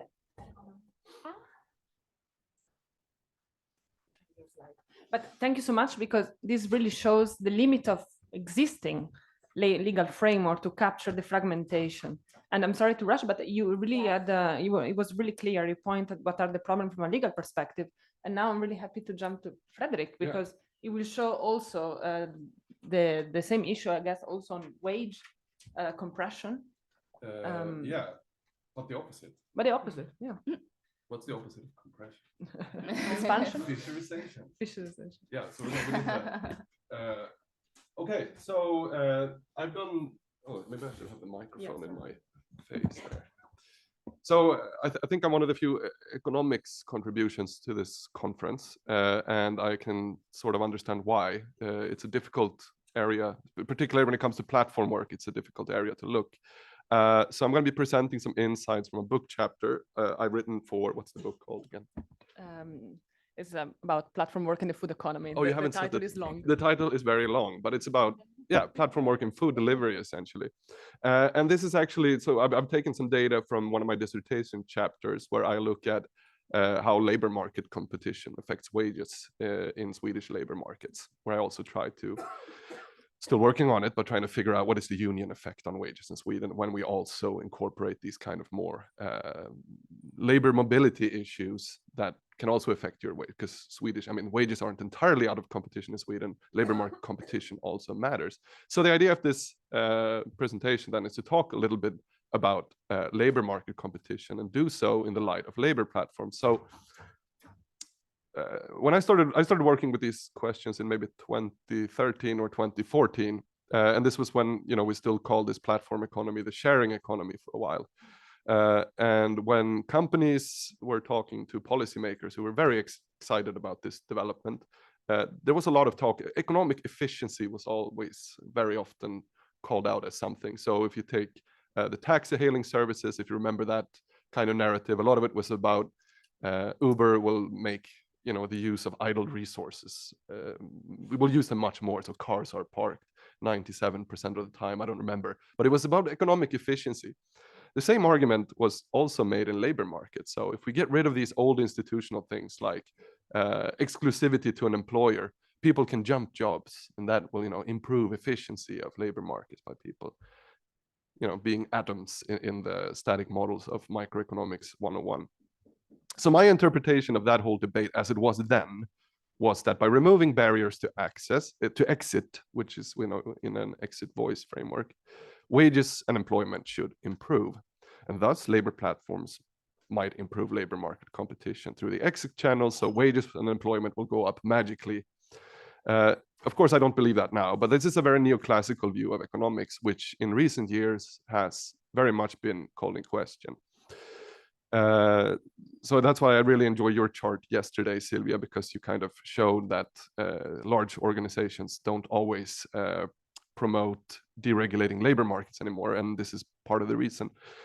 So the neoclassical view of economics, which we all love, is that it's built on an assumption, as I've understood it. And a lot of people attribute this to George Stigler, who was a prominent Chicago economist.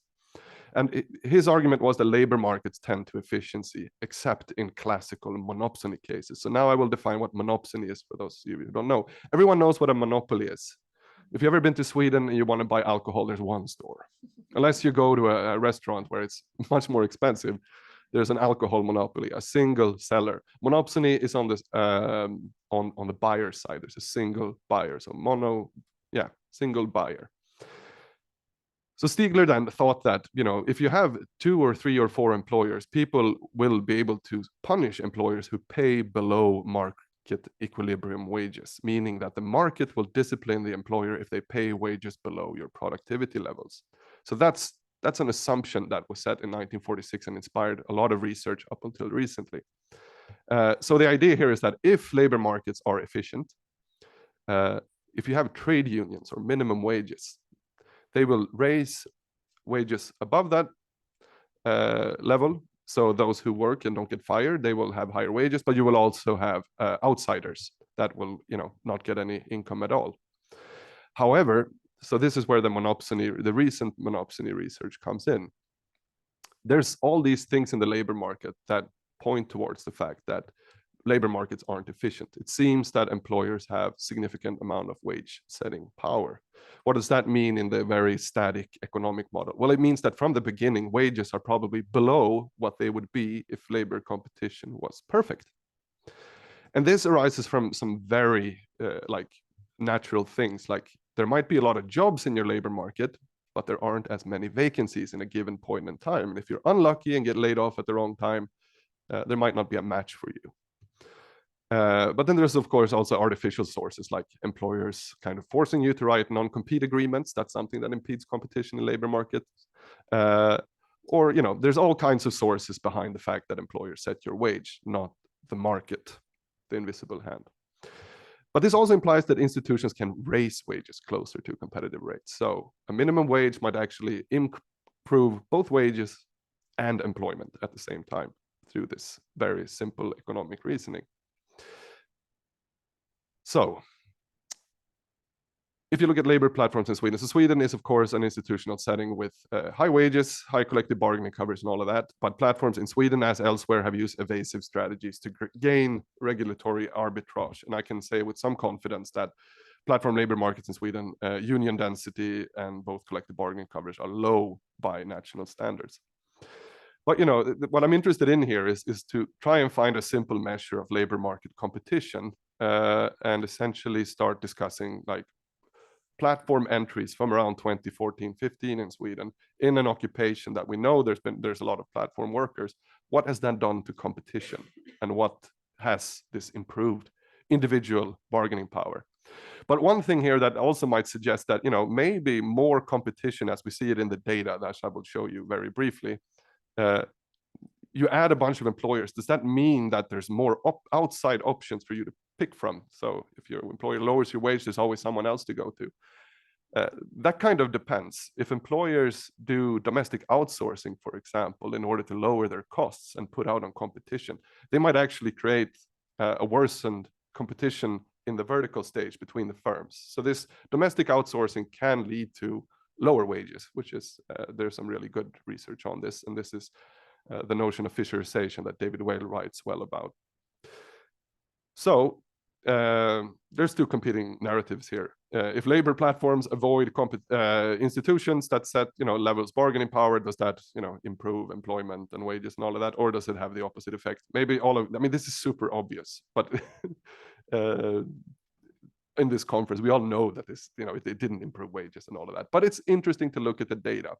And what I've done here is an empirical investigation that I don't go much into, causality. It's more of a descriptive, because it's a book chapter. I can be a bit more descriptive and maybe, treat myself to that a bit.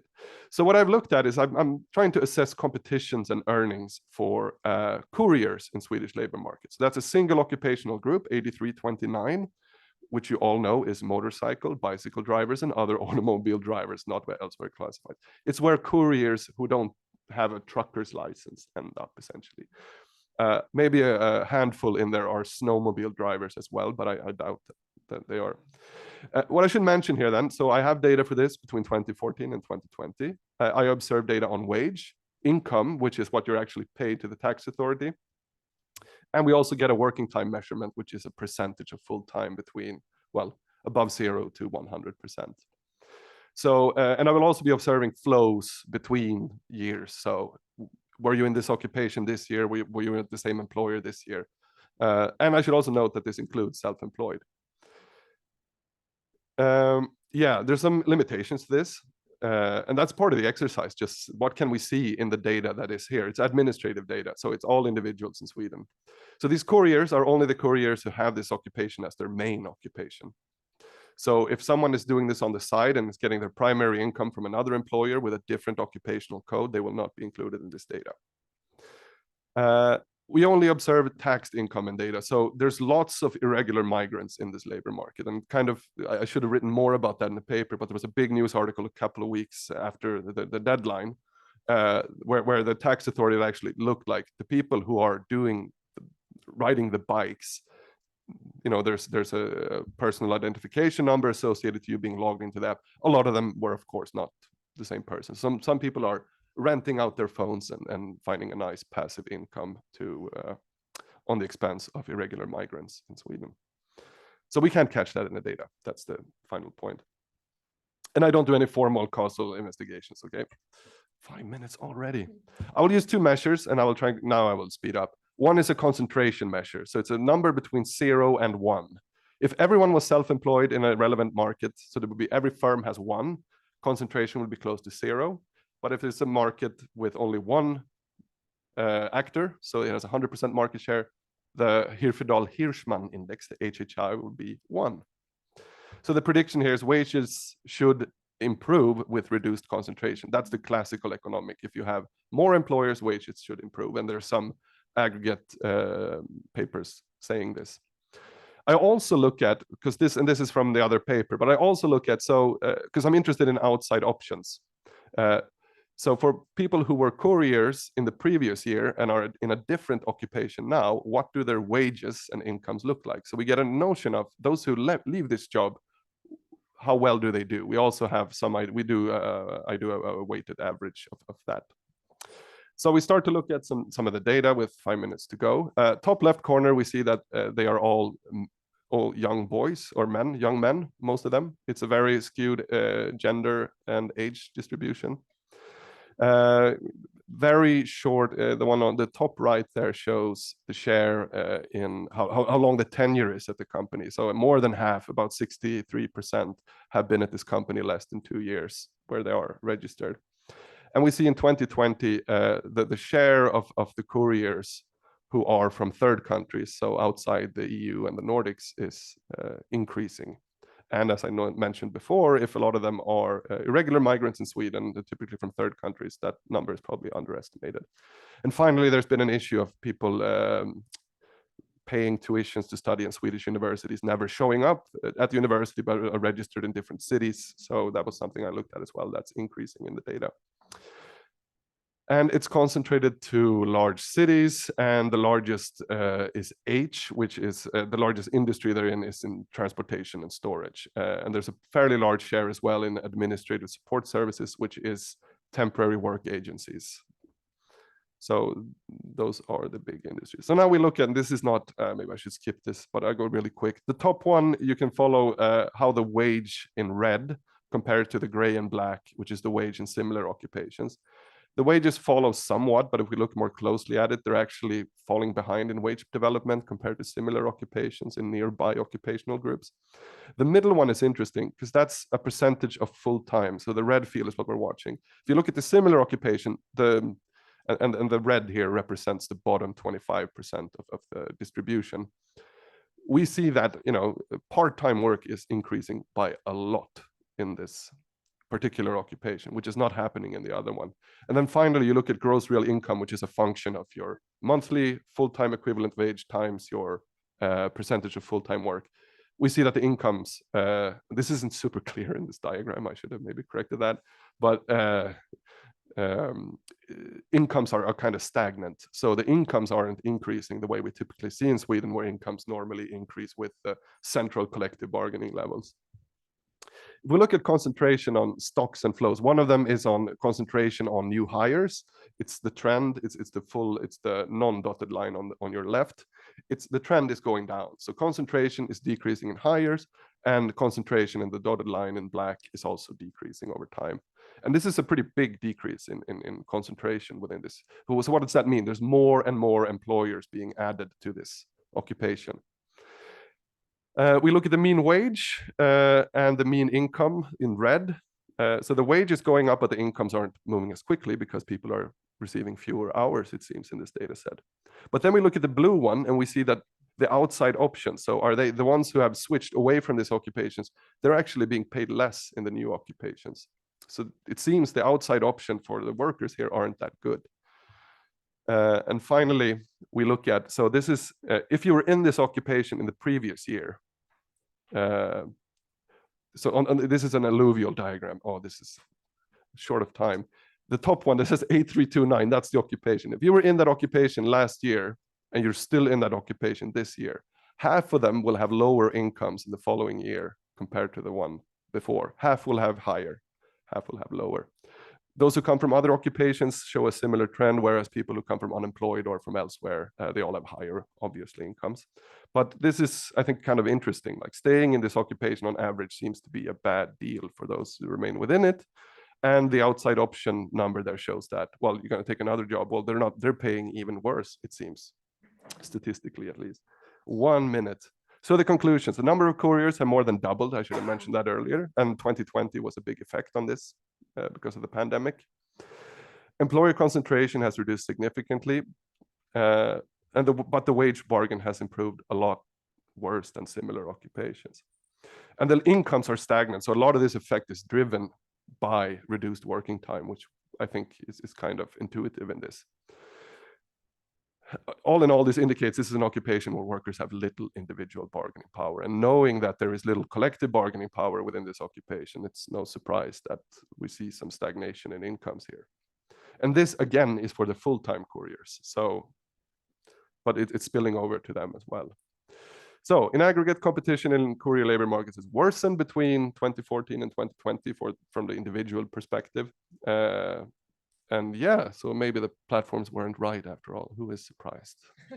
But this is, of course, I don't do any formal econometric analysis here. It's more of a, discussion around some interesting variables that I think are useful to understand competition in labor markets. So thanks.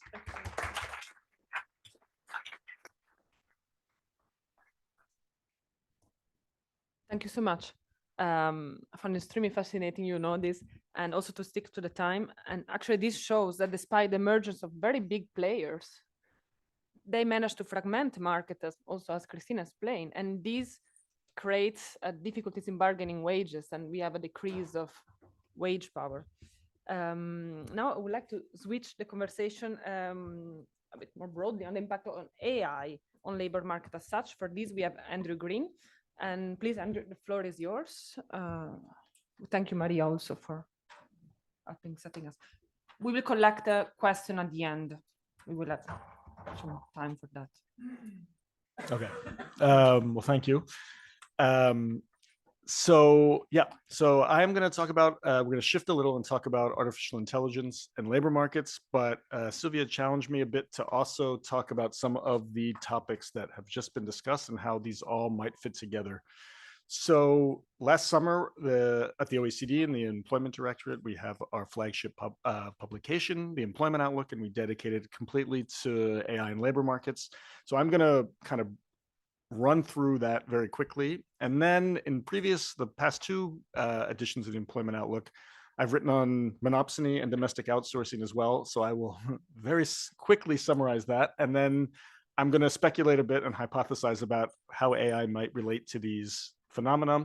And actually, I'm going to move away from platforms, which has been kind of the main focus of all of this, but I'm going to kind of argue or speculate that what you've seen with platforms may actually apply very well, especially with AI, to firms and their relationships sort of more broadly, as you'll see.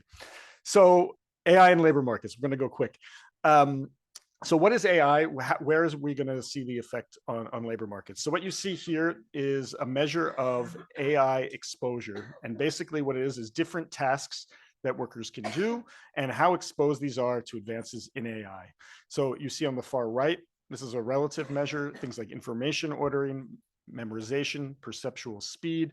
Basically, I can just sort of summarize this as sort of pattern recognition, looking at data, and then making decisions or predictions from it. This is something that humans do really well, sort of intuitively, without being able to really explain how or why we do them.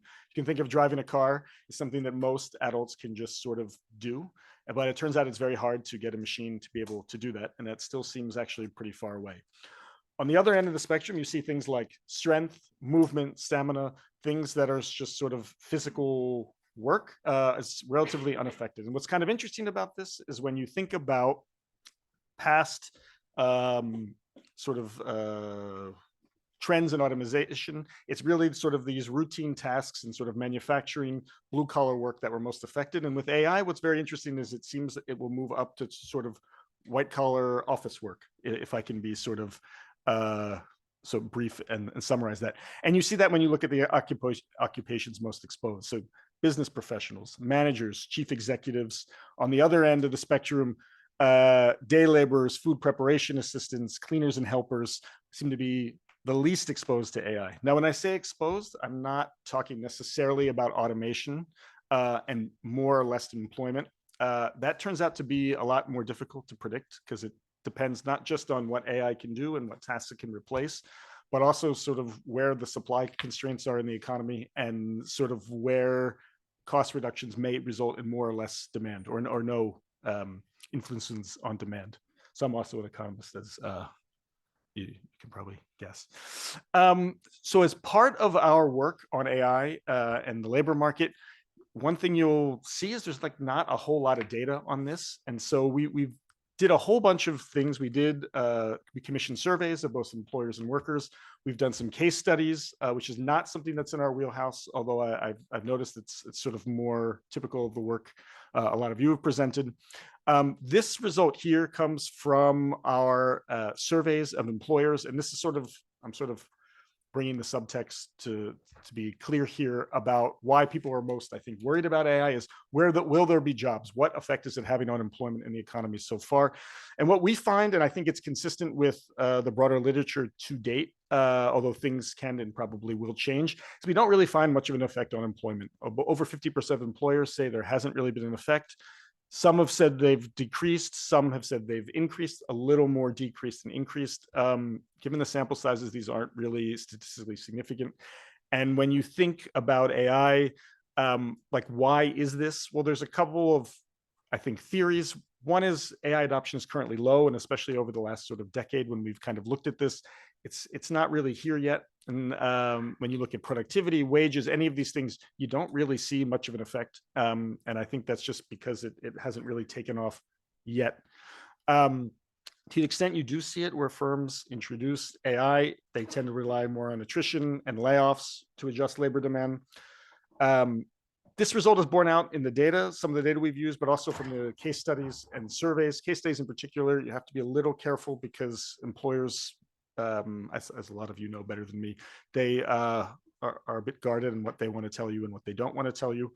But also, I think one thing that comes with all sort of new automation technologies, whether it's digital or now AI, is we're not really great at predicting the new tasks and jobs that will be created from them as opposed to destroyed. And so we think AI as well is capturing, or sorry, is going to be creating new jobs. And I'll show you some evidence of this right here. So we don't really see much of an effect on employment, but what do we see currently? So one is we see a lot of new jobs of workers with AI skills. So this is a very small part of the labor market, but these are workers with skills in machine learning, natural language processing, that are really building and developing AI systems. So you see here we're using Lightcast, or it used to be called Burning Glass data. So it's basically the quasi-universe of all vacancy postings that are posted online. Here you have 3 countries. We have a broader set of countries as well. And what you can see is in basically a decade ago, these jobs basically didn't exist and you don't really see any workers with them. And now, at least as a share of vacancies, it's something close to 1%, at least in these 3 OECD countries, which is about the highest share. As a share of employment, they're quite small. It's much smaller than this, about I think 0.3%. So you'll see a lot of research on this. They're not necessarily the most important part, and that's not really where AI is going to have the most effect, but it's sort of one of the cases where we can measure right now. That said, it is kind of interesting because when you think about, and there's been a lot of discussion about this, about sort of the biases and issues around AI, a lot of it comes back to who is developing it and who is maintaining it and what sort of inherent biases do they come to with this. So it turns out that the AI workforce is like the vast majority male, even compared to people with a tertiary degree, of which most of them have a tertiary degree. They also tend to be high income. They tend to be very geographically concentrated. So you have a very small set of workers who are sort of determining often how these algorithms work. I know this came up yesterday. We had a fun discussion in one panel about Kevins and rock climbers. And so this is kind of maybe who's developing that. So there's a lot of results. I picked some. So from the employer surveys in particular. So asking employers, what is a bigger barrier to adopting AI? Why aren't we seeing more of it? So skills are going to be increasingly important, as people often think they are. And what are the barriers? So it's about around 40% on average in the sort of countries we've surveyed. I should mention, we surveyed both manufacturing and finance sectors. So you get a blend of these, but it's not the whole economy. We also asked workers sort of that use AI, how are your outcomes on various levels affected by AI? So performance, employment, mental health, physical health, fairness and management. You see both manufacturing and finance here. And then we broke out workers those that were able to receive training with AI as opposed to those who were not. And overwhelmingly, workers that have more training with AI are much more positive about its results. The same is true in manufacturing and finances. I had one as well on social dialogue and working with social partners when AI is adopted. I don't know why I took it out as a big miss, but basically the same patterns hold, that when you consult workers, they're much more positive about it and its effects. So we have a whole volume dedicated to this. This is just like a small part. If you're interested, please let me know, and I'm happy to share this with you. We also have more continuing work. We're going to get into doing a little bit more on algorithmic management. We're a bit behind the curve on this, but that is coming. I have some work on skills using this Burning Glass data. So that's kind of where we are right now. As I said, Sylvia sort of challenged me to bring in domestic outsourcing and monopsony, which are 2 topics that I've worked on previously to AI. Again, these are sort of big chapters in employment outlook from 2 past years. So I'm going to summarize them all in one figure, which is probably a mistake. But I'll start with domestic outsourcing. I want to thank Christina a little bit for touching on this and getting some definitions. But basically here, I'm not talking about platforms, although I think platform work, a lot of it does fit under this as well. And in the chapter, we talk about this. But basically, this is any work where it could be done in a lead firm. There's a continuing labor need, but the firm has decided for one reason or other to subcontract that work out. So the sort of classic examples are cleaners, guards, food service workers. And this is what you see here. This is the share of employment in administrative and support services. So these are firms that, and temporary help agency work is also included in this. So these are firms that employ, well, workers in the sector, in the sort of occupations I just said, as well as temporary agency work. But their clients are almost always other firms. And what you can see here is over the past 20, 25 years, this is basically more than doubled as a share of employment. In the chapter, we get into more detailed occupations and show that's grown even more. I'll talk about some of the outcomes of this, but Christina did as well. There's a lot of, and Frederick, excuse me as well. You showed the nice paper by Goldbach and Schmieder that we show this as well using survey data in a bunch of OECD countries. You tend to see wages fall and various types of compensation. The ability to train also is diminished. And we think as well that internal job ladders sort of fall apart when you move workers outside the boundaries of a lead firm. I should say that this isn't per se bad. I mean, it depends on how it's used. I think, well, I suspect most of the people here, if you go and look at your offices where you work, the cleaners are not employed by your firm. That said, the repercussions for inequality, wages, and job ladders are really important. So that's sort of domestic outsourcing, fissuring, as we talked about already. Also have worked on monopsony, and here I really want to thank you for defining that for me, so I don't have to do that, but, as it's not the easiest thing to define. But as Frederick pointed out, there's sort of concentration where you can think of it as how many employers do you have to actually bargain for your wages, but then you also have other sort of maybe more natural causes, whether that's just frictions in finding jobs, or that employers are sort of differentiate themselves that make you less likely to want to leave. So we kind of cover all of this, as well as other parts that are kind of anti-competitive practices that employers can get into. I'll talk about that in a second when I kind of bring this together. But for now, I just want to show you that this is the concentration measures, that exactly what Frederick was talking about. This is an HHI. Again, thank you for doing that for me. And what you see here is in the dark colors, that is the share of employment in these OECD labor markets. Oh, we do have Sweden. That are in concentrated and that's highly concentrated, and then concentrated labor markets. And these are defined as thresholds that the US Department of Justice uses. I think the European competition authorities use slightly different ones, but they're pretty close in general. 0.25. Yeah, I think yeah. I think 0.15 is moderately. So we have AI, domestic outsourcing, and monopsony. And again, I'm going to move away from platforms here. A lot of this did not touch on platforms at all, for example. And how might these be related? So I'm going to actually talk about how I think they're related, and I'm going to use an example because I think it's the easiest way. And I'm going to talk about franchising, which doesn't get talked about a lot. There's not a lot of work on this. But you can think of franchising as a part of domestic outsourcing, where instead of sort of fissuring off support services, cleaners, guards, food services, you're kind of fissuring off the main core competency of the firm. So the easiest, again, example is fast food, McDonald's, where 90% of their locations are franchisees. So their kind of whole deal is you walk into a McDonald's anywhere in the world and it's basically the same thing. And you think, well, they're all the same. They're owned by McDonald's, this big corporation, high profits, stock, CEO, the whole deal. But no, actually, what McDonald's does is they license basically every part of running the establishment to basically, usually you have to come in with quite a bit of capital, small business owner who runs the McDonald's.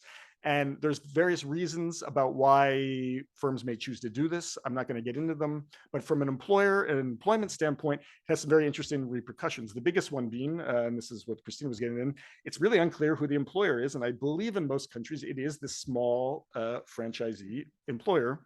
And so, for example, some repercussions of this, In the US, if you want to organize a labor union, you have to deal with your employer. So this would not be McDonald's. This would be like Bob's Burgers LLC operating under McDonald's.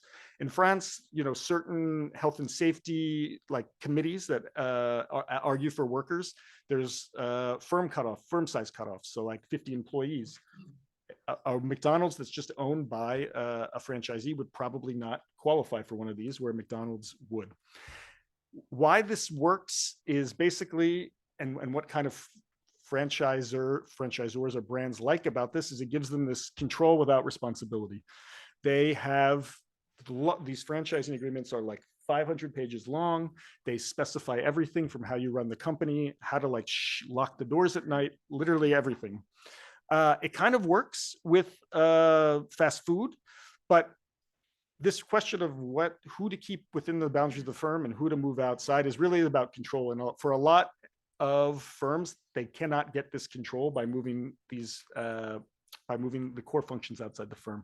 So my hypothesis is that AI is going to potentially change this. As you've seen from talking about algorithmic management and platform work and monitoring workers, you can just as easily imagine it using it to monitor firms and making it much easier to move a lot of these functions outside the lead firm.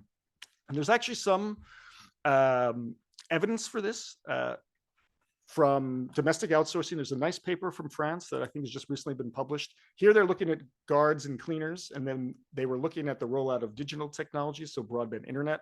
And they have a nice empirical strategy where they look at when various regions in France got broadband internet, and they find that as that got rolled out, firms were more and more likely in those regions to actually outsource these functions. And so my hypothesis is that AI and other digital technology might very well make this easier for core parts of the firm going forward. So why should we care for workers? Well, there's a lot of evidence that domestic outsourcing leads to lower wages, less training, potentially sort of shattering job ladders.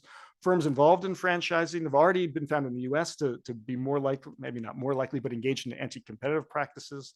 There's a really funny story where like, this wasn't Subway, but one of the Subway sandwich competitors had non-compete agreements in their workers' contracts that they couldn't leave because it was a trade secret how to make sandwiches. They got called out on this and they kind of made it go away quickly. They weren't really ready to defend it. But actually what's interesting is there's research that shows that even if you just put that in the contract, even if it's not enforceable, it has a stifling effect on workers who are not informed about this. So the final point is bringing us back into monopsony is, and where data and AI sharing might come into play, is it's not just that they license all of these parts to the franchisees. They also usually provide the point of sale machines, the digital technologies as well, which makes it seem, and this is, I think, underexplored, that these brands can actually, even though they're not the employer and these are separate firms, they actually have a lot of information that comes up to them on how they are, how these companies are run.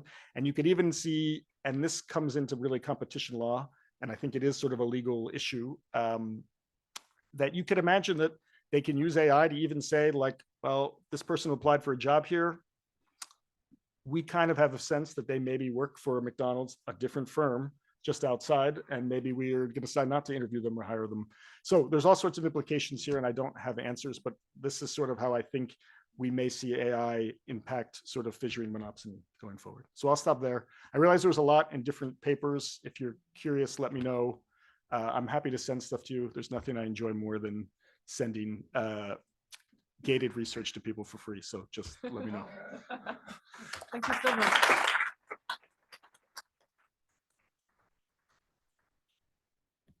Thank you so much. It was extremely interesting, very well blended, I have to say, with the previous presentation. Thank you for making this effort and taking on the challenge, actually. You managed to make very clear something which is probably extremely complicated. And I mean, I don't know anything about economy, but I really tend to agree with what you say. You're very, very convincing. Yeah, it makes sense. And now, as you also mentioned, you made a bridge with the Italy presentation, competition law. So finally, we are all amateurs in competition law. Finally, you have probably been judging us since you arrived on our poor skill in that topic. So now, please give us some clarity on what competition law could do for labor, if anything. Well, I hope I can bring some clarity. I don't know, does the microphone work? You can hear me? Yeah. Yes, good. Thank you for inviting me. I've enjoyed this event immensely. It's excellent to hear so many contributions that that are based on actual real world and real work examples. What I will present today is less data intensive, so maybe less interesting for some of you. I hope I don't disappoint, but hopefully give some ideas. So I've also been working on monopsony, actually in a different context that inspired me to look into labor markets and discover a lot of interesting things. In terms of role of competition law, so what I started working with at first was this issue of collective bargaining and then self-employment and platform workers. I'm not going to talk about it right now, but just to say that was one of the first things that people in a labor context would think about. Oh, competition law, that's really the enemy, so it's kind of bad. It's stopping these good things that can help achieve the welfare that we're looking to achieve. And I thought, well, I was always so passionate about competition law. Also as a student, I saw it really as a means to actually achieve more equality, save us as consumers from abuses of power, right? Save companies from barriers to entry. So you as an entrepreneur can join a market, and compete on the merits. Yeah, so that was where my passion for competition law came in. Maybe I should also say that I have been a bit disappointed sometimes, but okay. So now I look at labor markets, and the original title, the way it was printed in the program for the presentation, was "What can competition law do to achieve a fairer labor market?" I changed that a bit. But I will come to this point. What can we do? So I'm talking about monopsony, fishing, the role of competition law. Now, does it work? If not, yes. Yeah. Thank you. If it's stuck, then it's a problem. Maybe, you know what? I think I know what's happening. Yes, like so. Yeah. So monopsony power was conveniently defined for me, but I have prepared pictures. Christina knows I like to make pictures. Maybe I'll switch over here so I can. Sorry for this. Oh, no worries. I think it's because I used the PDF and. Now, so monopsony was already very conveniently defined. Two excellent economists here. Just to put some some theory actually on the slide. Most people think of one major purchaser or one major hirer. This one hirer is the price setter. So they're not a price taker like in a competitive market. They have so much power that they can set, and it's the prices. And as Frederick said, it's really about the outside options. Yeah. So I mean, you could also be the only hirer, but if people have other in a specific job vacancy, but if people have another outside option and they can use their skills to do something, let's say, completely different, then you also don't have so much power over them, right? So it's really about can you go somewhere else? Yeah, I mean, you could also be a monopolist in, I don't know, something very, very specific, typewriters, but nobody wants typewriters. So what does that, you get my point. So it's really about these outside options. There are other factors that matter that in figuring out whether someone has the power, and that's the switching costs. Yeah, so that's linked to the outside option. But maybe the more you are invested in a job, or the more you're tied to a specific geographic location, that also makes it more difficult for you to switch. So that's also why I'm happy that Frederick brought this point about these. We're not these atoms that can just switch firms. Yeah, maybe there's an opening. Maybe I am looking for a job and I live in the Netherlands. Maybe there's an opening for my kind of position in Switzerland. Well, that does not mean that I will immediately take the plane, move my whole family, and go to Switzerland to take a one-year job opportunity.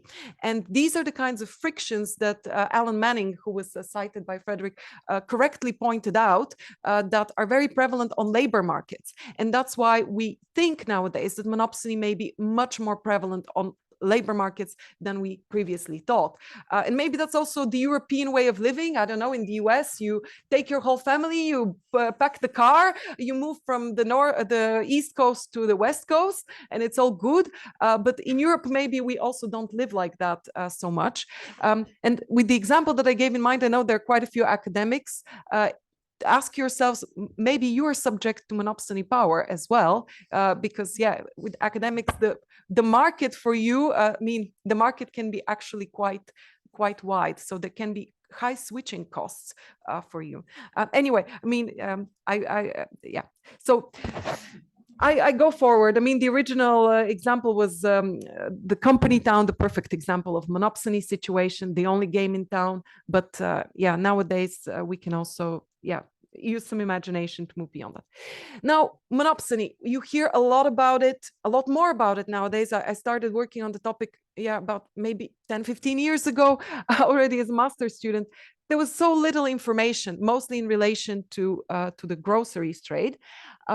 And the question was really, okay, why is there so little on monopsony? You know, why is it, I mean, it's about abuse of power, yeah, like concentration of power. Competition law is meant to address concentrations of power, which result in abuse, or anti-competitive agreements, which lead to, yeah, restriction of options. So roughly 101, 102.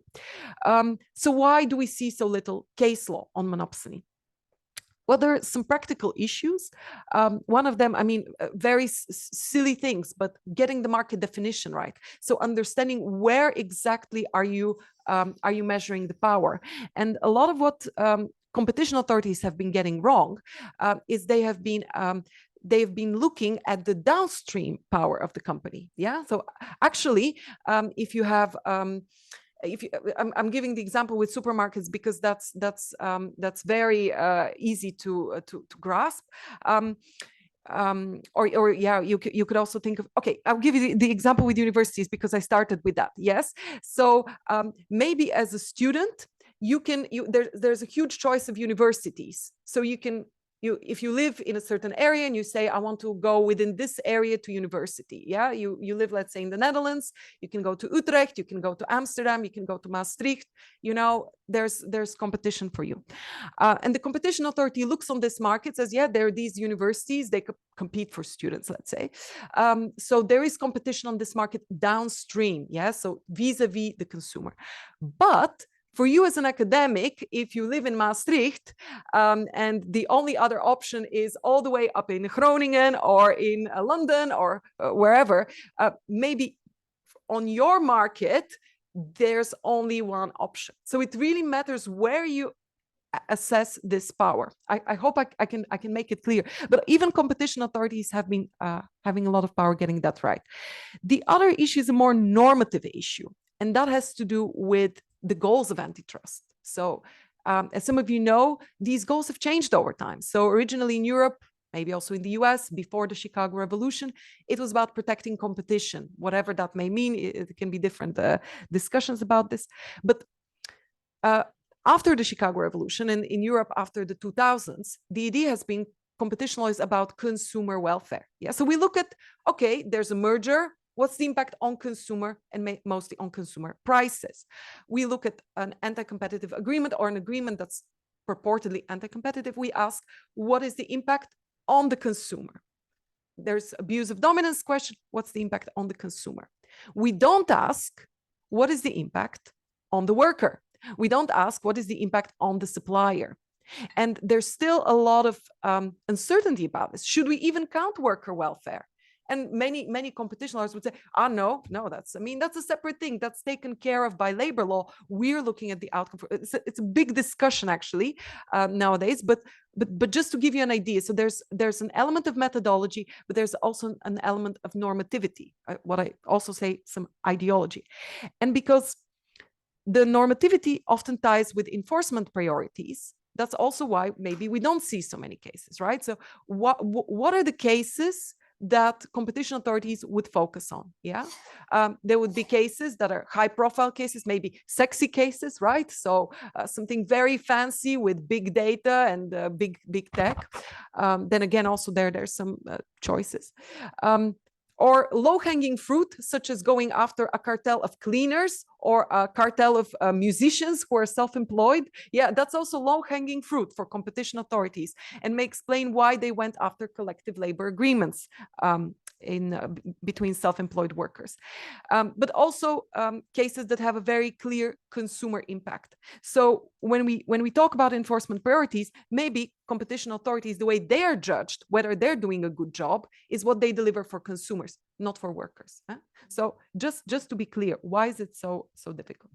Now, fishing was already covered, but I will just, once again, I have a picture. I made it myself with the help of technology, of course. Yeah. So here I take inspiration from David Vale's work on fishing.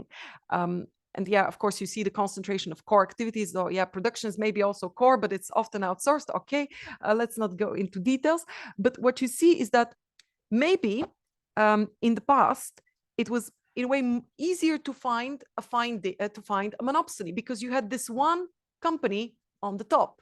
But now what you have is all these small companies where the work is outsourced. So I again tried to explain why the fishing is challenging, because if you look at it, actually there's a lot of competition. What you also see, Frederick, or Christina also said, well, I mean, there are all these intermediaries. So it seems like there's more competition because there are more employers available. These employers, however, they're all dependent, you could say, upon the other firm. So the other firm has monopoly power towards them. So I mean, it doesn't even stop with the worker issue. So it's really monopoly through the chain and concentrated in this in the hands of this one big player. This one, you could think of it as network regulator, supply chain regulator, whatever. So I mean, I put the fencing instruments to show you that, yeah, from a competition authority point of view, you could say there is competition both upstream and downstream. So where is this abuse of power? So this is what I have been struggling with, and I know there's some research by Marshall Steinbaum, who says, well, there are a lot of also anti-competitive vertical restraints. I think that's a very interesting possibility for future research, but I haven't looked at it. I still haven't computed how it works out in the European context. And that's a question for the audience. So we might say there's competition, but why do people stay? So that could also be, yeah. So why are you staying in these jobs? So it's a bit of a rhetorical question here, but maybe it's something that a competition authority would want to have answered, because then the question is, I mean, there is competition, so we expect that the market should deliver, but it's not delivering. So why? Is it abuse of power or something else? And now I reach the final point. Do I have a couple of 2 minutes? Okay. So the role of competition law, and I don't have so much there. Yeah, I mean, there's a lot to say, but there's something we can do with existing concepts, and you've probably been hearing a lot indeed about these no poaching agreements. I mean, maybe it's just the word that makes it very, very attractive to say no poach. It's better. It's more attractive than I don't know, restraint on competition, or no solicitation agreement, or a no cold calling, or no hiring. Essentially, there's a huge variety. I mean, you can just agree with companies not to hire each other's employees, or not to call them, or I mean, there are different levels of severity there. You have also regular wage cartels, that they do exist. I mean, there was some evidence a couple of years ago with respect to truck drivers, I think. And with the no poaching agreements, of course, a lot of the literature was on the US, because it was really 10 years ago, it was about the IT developers in Silicon Valley. And more recently, it was about these franchise workers really on below minimum wage in McDonald's, who were subject to such no hiring agreements.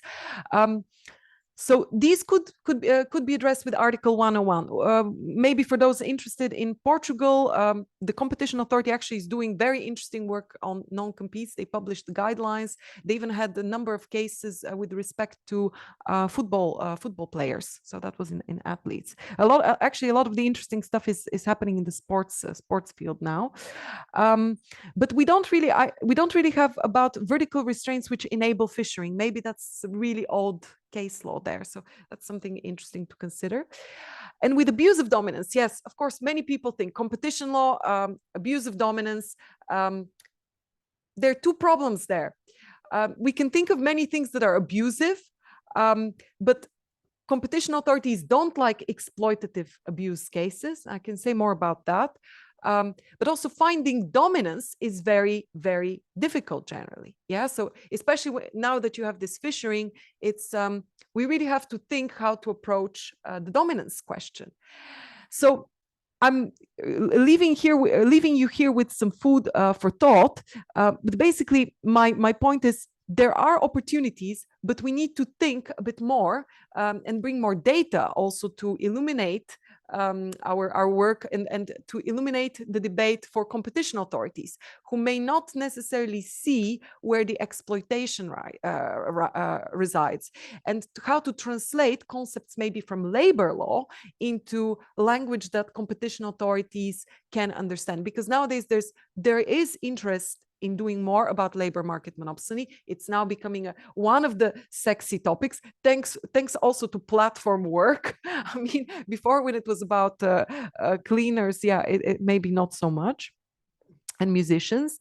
But there is maybe more interest now, but there also needs to be more thinking about how to do it. So also that's my question for me, for my ongoing work, is what new concepts or approaches we need to develop within competition law. So with that, yeah, I also, in the interest of time, I stop the presentation. Thank you so much. Yeah, please contact me with the data if you have. Think very interesting when you show one of the picture you made with the fencing. In my mind, it looks like a bit like the organigram of Amazon a bit. So it shows it shows this power going down. And I know you could not say name or wanted to, but it was interesting. I think I will open the floor for questions. We can go 10 minutes if you want. I don't want to. If someone want to go and take a coffee and start eating, please. But some questions if people want. I see one here, Aida. Also, please introduce yourself. By now, probably we all know each other. But congratulations for the panel. Thank you very much for all your insights. I have a question for Andrew and for Christina. Andrew, you mentioned that skills are becoming necessary on AI. But I would like to know if you have data on what type of skills are necessary to better increase the working along AI when occupations are exposed to, and second, which kind of skills are useful for accepting AI when AI is there. It's just this acceptability issue. And for Christina, you mentioned that GDPR, so data rights, that there needs to be a certain clarification on the principle of minimization. But we do have already a lot of clarification from data protection authorities on that principle. My question is, what type of clarification do you think is further needed? Thank you. And I see a question there from Daniel. And then Uma. Congratulations for the whole table. I have a question for Victoria and the Article 101. I would like to know your position concerning the decision of the Commission concerning the admitting the collective bargaining for solo self-employed. From the labor lawyer's side, I think that is a good idea, but maybe from the antitrust law, the position or the analysis is not the same one. And depending on your analysis, I would like to know if you think that there's room for expanding that exception, I mean, including other types of self-employed people. And I saw Uma.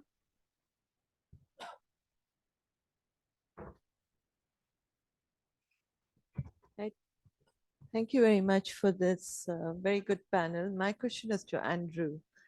And I think I want to follow up on Aida's question on the skills part. Like, you know, when we talk of AI skills, what is it that we're really looking?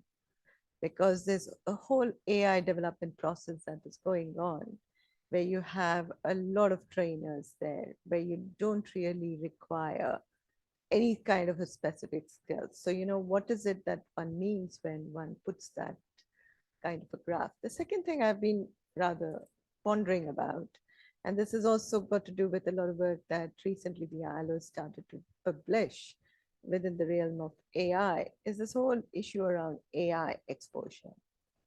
So, one is, okay, what you showed is quite interesting, and I do know where it comes from, where there's been quite a bit of work that has been done to understand what's happening. But I think there's a lot of discussion now happening around exposure, and there's an issue around what's the extent of adoption. And there's a huge gap there. So how do we actually look at it when we have this big picture figures coming in and linking it to the whole issue of then AI skills? What do we actually understand by AI skills? Because I have the same problem when, governments, especially the policymakers, come up and argue saying, oh, we need digital skills. We need to train in digital skills. What is it that we are actually talking about? Can we actually get down to breaking it down? I'm asking you because you also come from a policy institution. Thanks.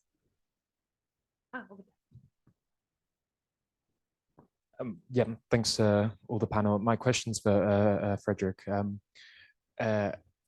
If I'm not mistaken, the bargaining power of the platforms comes from in part from their ability to reduce transaction costs when hiring or firing workers, not only through their technology, but also through their ignoring of dismissal protection legislation through these like fancy or legal constructions, shall we say. But do you see any evidence for the organization of work tasks also being involved in that, in the sense that the more, taking for example, Amazon's chaotic warehouse storage or chaotic storage warehouse system, where the worker simply doesn't need any skills, any knowledge, because the handheld device tells them everything. And in fact, even if they were to accumulate knowledge, the fact that the warehouse is in such a chaotic state that no human could ever actually understand where stuff is supposed to be stored. So does differences in the extent of algorithmic management and the extent of how tasks are organized, does that also reduce, do you see if there's any evidence for reducing even more transaction costs, just simply because you don't need to train people anymore, you just give them a device and send them off, and that's it? Thank you. Thank you very much. Very last question. Thank you. I hear the noise of glass and dishes, so I think really they're preparing lunch. Hello, Sebastian from ACVCSC. Very short question for Christina, adding to Aida. Like, I was wondering, like this GDPR, for example, now in France, you have the court case against Uber for the data that was in Amsterdam. So this judgment that it is in Amsterdam, can it also be used for saying it's not, it's the employment is with Uber in Amsterdam? Can it be related to the GDPR, the data stream, can it be linked also with employment? Okay, so I will go back to the panelists, and let's do in order of presentation. So Christina, a couple of minutes each. Your question about is it working? Yeah. Okay. About the GDPR, I think there is on the one hand there is a lot of clarification, but I also see a lot of divergence between the national interpretations in the different authorities. Here specifically, the case that I was talking about is about like platforms. We know from the few cases, like in Italy, where the platform authority has actually done a research on what the platforms are collecting and storing in terms of data, that most platforms are probably having a very good idea when the workers were actually working and when they were just logged in and not actually working and having a break. And now we have subcontractors that say, well, we have a clause here, you get the car for 10 hours a day, and we assume that you have had 2 hours of a break. You've been logged in all the time. We know that. But yes, we assume that you have had 2 hours of a break. So we have fulfilled our responsibility of noting down your working time under the CCOO judgment. You might know that. So we have a duty of doing that. We have fulfilled that. So in the court, when the worker claims to have worked 10 hours per day, that is rejected. And now the question is, would it be even a justification, and would the platforms therefore admit to having collected the data? Would it be a justification for the platform to say, I collected it in case that the subcontractor needs this before a court, or that even, you know, a wage guarantee institution, because the subcontractor has gone bankrupt, wants to know what were the actual working hours, because they have no idea whatsoever. They had no connection whatsoever to the actual entity that that should be the debtor in this case. So this is actually, I think, a question that probably has not come up really before the national data institutions. And that's the question, because you can justify it basically based on a contract that you and the data subject are entering into. But would it also be a justification that, yeah, well, you just wanted to help because these other people might need the data?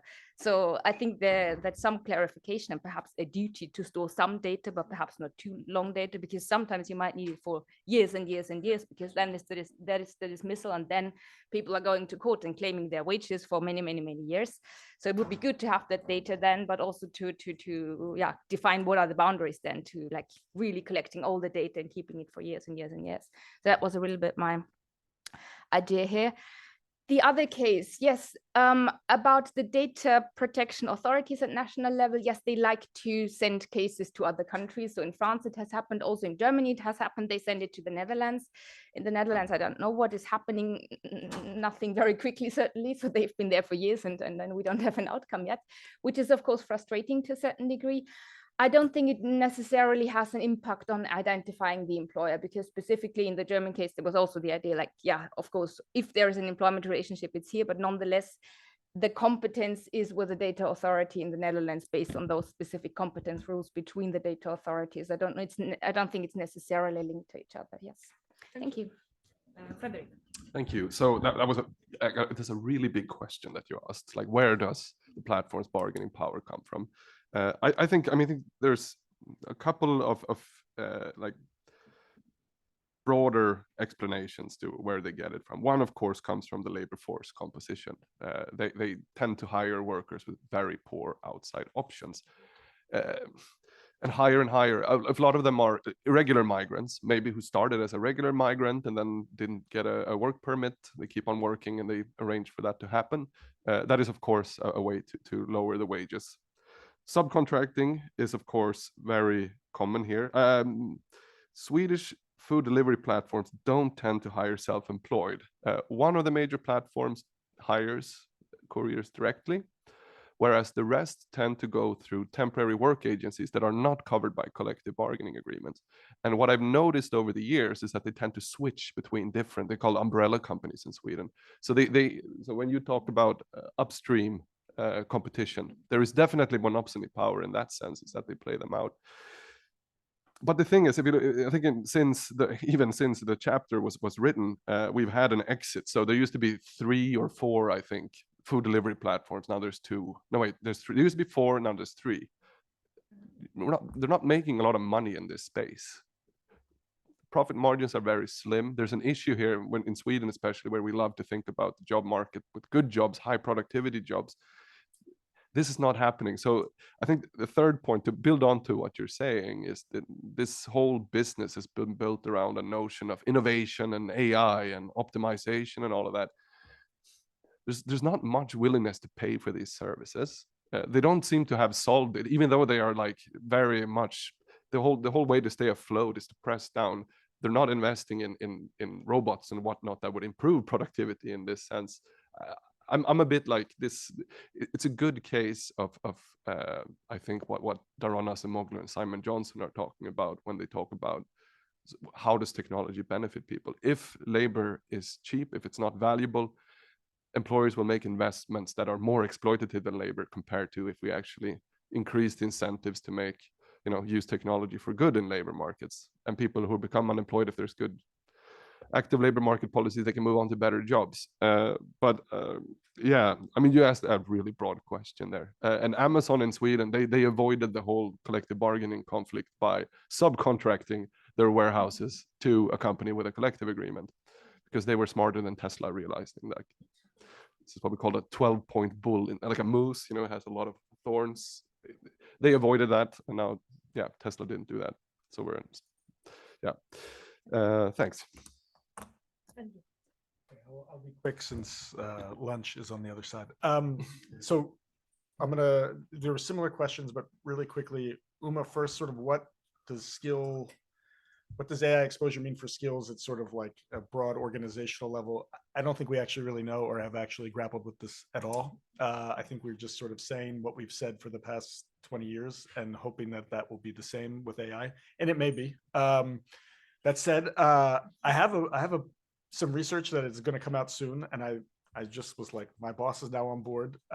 It will go out to the rest of the OECD to comment on, but I'm using this vacancy data and looking at workers who are exposed to AI, but they do not have AI skills. What are the differences in skill demand that we see? Sometimes you just set up an empirical analysis and it just like the results are like great. And this was one of these cases. But I actually find that digital skills are less demanded because of AI, certain management skills, clerical administrative work, a lot of sort of basic word processing, Excel tasks that are done by humans that are cognitive, but they're not necessarily, they're kind of routine for a human, but not necessarily for an algorithm. But with AI, they become it. They seem to be less demanded. On the other side, I do find more demand at the establishment level for these basic like physical skills, blue collar work. And it kind of fits into what other people have found, that AI seems to sort of be narrowing gaps between experience, but also perhaps showing some complementaries for lower skill work and raising demand for that compared to higher skill work, which would be sort of a reverse from the past 30 years or so. So we'll see what happens. I don't think people will like this internally, but it's an interesting, I think things will change compared to what we've been saying for the past 20 years. Thank you so much. And Victoria. Very briefly. Well, I cannot speak what the Commission is going to do. Now, my position, so I don't know where you're coming from, so which other professions you have in mind, but very briefly, if we're talking about the guidelines that were released, it's a guideline. Yeah, so that already tells you a lot. So it's a soft law instrument. It's binding on the Commission, but it's not binding, for instance, on national competition authorities, and it's not binding on courts. So we could discuss the scope of the exemption that was provided there. Is it sufficient? Is it not? But what we've seen in the past, already before the adoption, is that different competition authorities have different priorities. So some can be quite aggressive, so to say. So that was the case in the Netherlands, in Ireland, also Denmark. I mean, arguably the Netherlands now has switched gears. So if you're talking about other professions, maybe it's interesting for you to consider the Dutch guidelines, because they were actually not really for collective bargaining, if you read the Dutch correctly. So they were actually about tariff setting by self-employed professionals, which is a slightly different approach. I mean, it was a bit amended after the guidelines came out. But to go back to your question, what the Commission will do, the Commission has identified three situations which are considered to be exempt based on the case law of the court, essentially a reinterpretation, and then additional 2 situations in which it's going to condone, so it's not going to enforce. But because it's a guideline, that does not mean that at the national level, the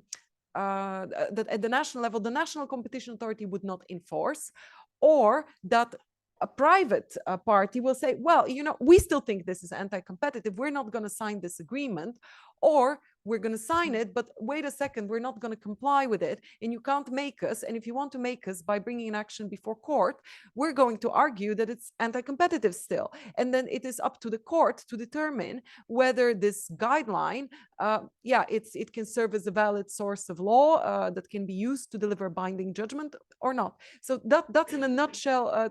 Again, not knowing where you're coming from, happy to think further. I also wrote a blog post with a flow chart I like pictures, so I'm happy to share that if you're interested. Thank you.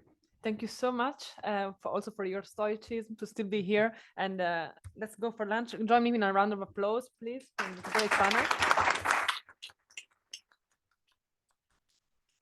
Oh, good afternoon, everyone.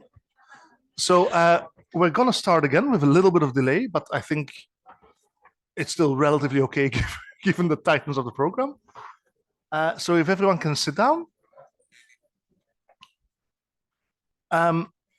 It's a great pleasure to introduce the final panel of this conference and to thank you all very much, or most of you, for staying till the end and for your interaction and your presence. It's really very highly appreciated by us. And thanks, of course, also to all the speakers. So we have a really interesting final panel on the digital fuel in the productivity race and the space for labor rights, which essentially kind of brings together everything we've been talking about throughout the conference. And we have 4 interesting speakers. We'll start in the order of the program. Again, everyone will have 15 minutes. And then afterwards, we'll have the Q&A. And I will flash a sign when we're close to the end. So we'll start with Six Silberman on the mechanisms of algorithmic management in digital labor platforms, the case of YouTube. Six, you have 15 minutes. Thank you, Walter. So thanks, everyone, for coming to this panel after lunch on the last day. This talk has one main point, which is, if we make an ILO instrument on platform work, let's make sure it applies to all types of digital labor platform, not just platforms for location-based work. So if you need to take a call, answer emails from your colleagues or students, have a smoke, that's the point. You can leave now. I will not be offended. I will break this down, though, by looking at YouTube. If we look at YouTube, we can notice 3 things. YouTube is a digital labor platform by any common sense definition of the phrase. And YouTube creators have the same problems as people who work through other platforms that we all recognize as digital labor platforms. But despite this, the main definition of this term that we have, digital labor platform, that we have so far in international policy text, which is the definition in the EU Platform Work Directive, does not seem to include YouTube or other platforms like this, which the literature refers to as content marketplaces. In fact, and Sylvia pointed this out to me last year, it seems not to clearly include any digital labor platforms except for the ones for location-based work. So Upwork, freelance platforms, contest-based platforms like 99 Design, streaming platforms, microtask platforms. It's not at all clear. You can make a legal argument, but it's definitely not clear. So the third point is, if we make an ILO instrument on platform work, we should make sure the definition of digital labor platform, which will be decisive for the scope of application of such an instrument, we should make sure the definition clearly includes all the major types of digital labor platform and not only location-based platforms. Those are the main points. Let's talk about YouTube. How big is YouTube? We can compare it to Uber, which probably if I had asked you, what's the biggest digital labor platform, you would have said Uber. Uber says that they have 130 million active users every month. YouTube reports that they have 122 million active users every day and 2.6 billion every month. That's 20 times more. This is the first YouTube video ever created. I really wanted to spend the 19 seconds to play it, but I really recommend you watch it. It's called Me at the Zoo. It features this guy. He's a computer programmer named Jawed Karim. He's also one of the co-founders of YouTube. He uploaded on April 23rd, 2005. It has been watched 309 million times. When I gave this talk in Geneva last year in July, which was also when I took this screenshot, as you can see, it had only been watched 277 million times. I studied applied math in university, so I'm able to do these calculations. It's been watched 129,000 times per day, every day over the last 8 months. That's 1.5 times every second for 8 months. The most watched video on YouTube is this one. It's called Baby Shark Dance. I really almost recorded the audio clip of this for those of you who have not been, if you don't have children, maybe you don't know this, but maybe someone can perform it for us after. You can see in the bottom, and again, this screenshot is from 6 months ago. This video has been watched 14 billion times. I wanted a number to compare this number to, so I looked up how many people there are on Earth. There's 8.1 billion people. There's fewer people on Earth than the number of times this video has been watched. So YouTube is unfathomably big. It also appears that it's getting more socially important over time. During the pandemic lockdowns, for example, viewers at home turned to YouTube videos for educational content about their school studies as the schools went online and were completely unprepared. They turned to YouTube for information about public health and mental health. They turned to YouTube for guidance with home tasks like cooking, home maintenance, repairing their furniture, repairing their stoves. And they turned to YouTube for uplifting and soothing content. This is a term of art among YouTube creators, soothing content to help deal with distress. There's in fact research by public health researchers on YouTube as a channel for communicating public health information to the public. And it says, YouTube may provide a significant resource for disseminating of information on public health issues and should be utilized by healthcare agencies for this purpose. And this is a consensus among public health researchers and agencies. So YouTube is important. But how does it work? If you're a YouTuber, how do you make money? Well, first you start a channel. I think I have a blank slide. No. Then you start posting videos. Once you have 1,000 subscribers and 4,000 watch hours, meaning your viewers have spent in total at least 4,000 hours watching your videos, you can apply for something called the YouTube Partner Program. If you do that, YouTube reviews your channels manually by a human and makes sure that it complies with their various policies. As you can see, there's many different bodies of policy. I'm not going to explain them, but there's a lot of them and they're long and very detailed. If your channel complies with their policies, you're accepted to the YouTube Partner Program. You sign an additional contract with YouTube, the partner contract, and you can start monetizing your videos. This means YouTube will start putting ads on your videos and you will get paid by YouTube every month. What does that sound like? How does this work? Every time anyone watches, any user watches a monetized video, YouTube holds an automated auction. YouTube auctions the ad spot, the time and place spot in front of the video to any advertisers who have said in advance that they would be willing to pay for an ad spot on that kind of video content when it is being watched by that kind of viewer. And of course, YouTube knows what kind of viewer you are because YouTube has your watch history and they're part of Google. So they have your online shopping history as well. So what is really being auctioned in that moment is the attention of that specific viewer at that specific time. They know they have your attention and they are auctioning it. This is all automated and pre-programmed. It happens automatically in the half second between when you click on the video and the video loads and starts to play. An automated pre-programmed auction.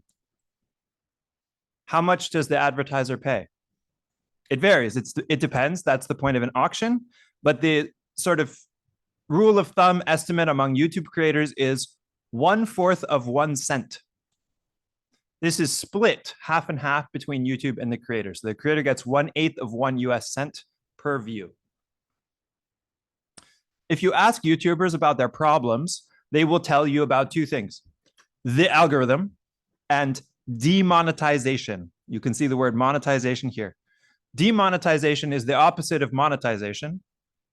Sometimes YouTubers are naughty and they make videos that are too edgy for the advertisers. If this happens, the advertisers get bad publicity, right? Oh, you're a bad brand because you placed your ad in front of this content that is racist or glorifying fascism or whatever.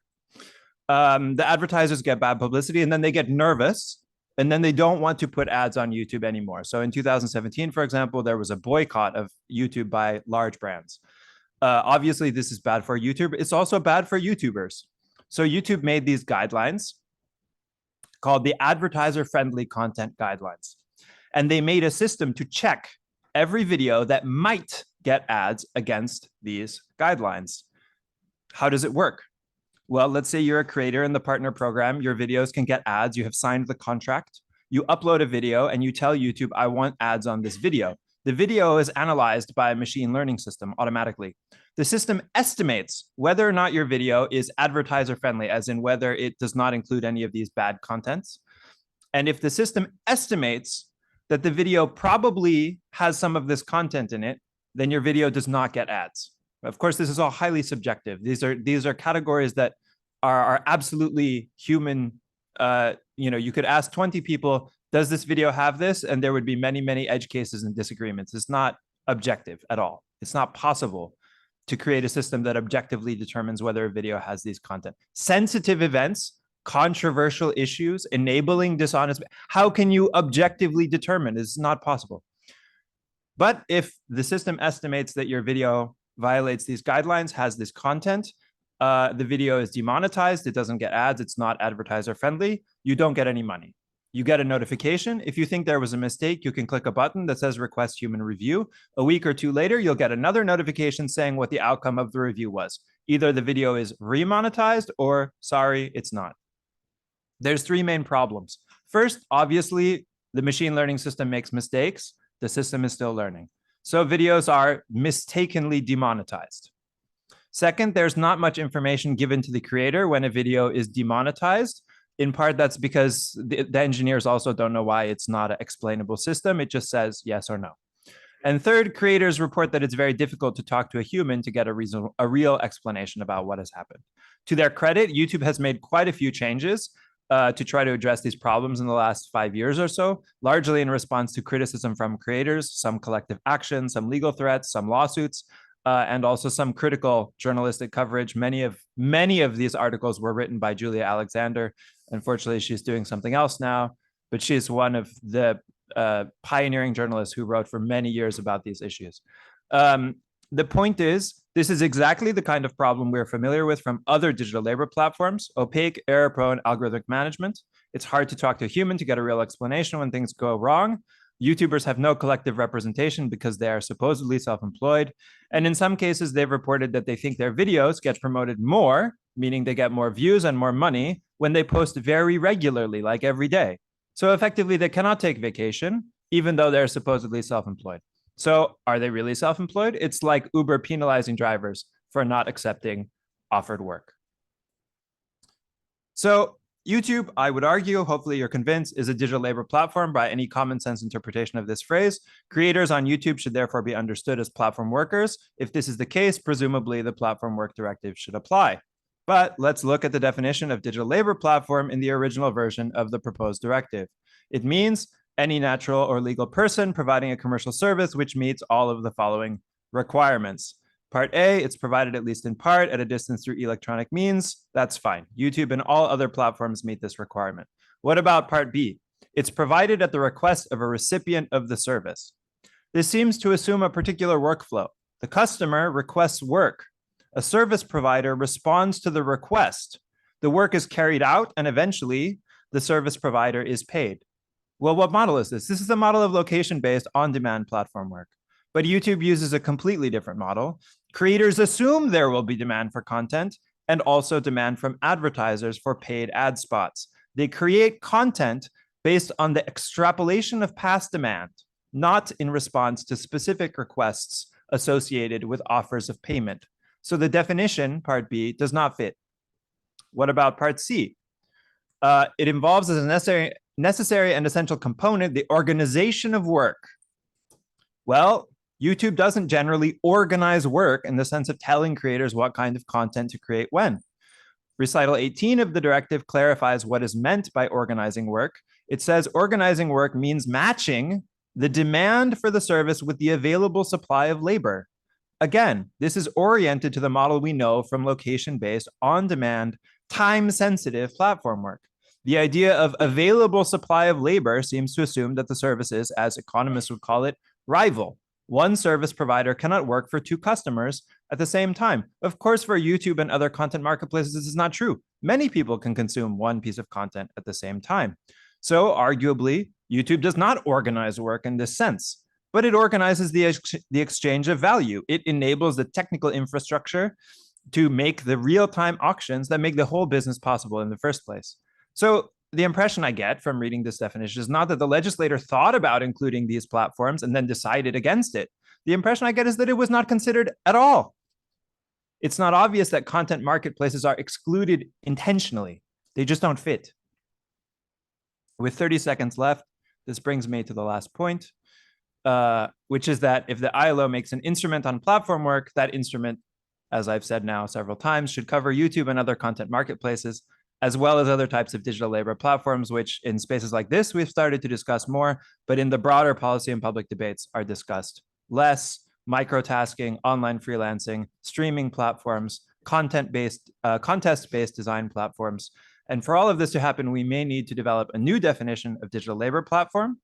This definition probably needs to exclude some other types of digital platform, like online marketplaces for physical goods, like eBay, job boards like monster.com. We have such a definition. It might be a bad one, but it tries to meet these requirements. Something we may need to think about as we develop this definition further is how platform operators might try to escape this definition and change their practices.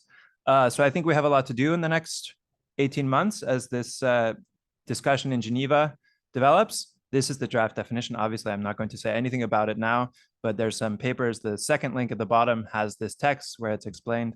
And if you're interested in this kind of stuff, come talk to me. Thank you.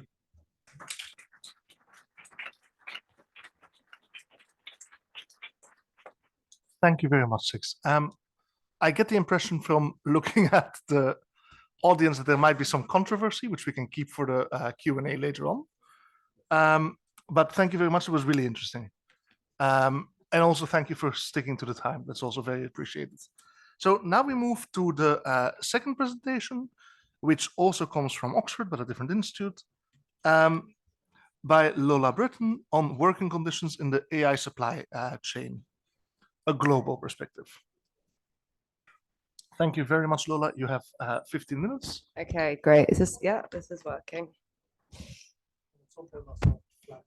Okay, cool. Let me just work out the tech. Yeah, cool. Okay, so hi, thanks for having me. It's a real privilege to be here.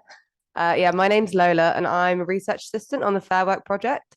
So for those of you that attended the panel yesterday with my colleague Jonas Valente, you would have heard a little bit about this, but don't worry, I'm not going to talk about the same thing.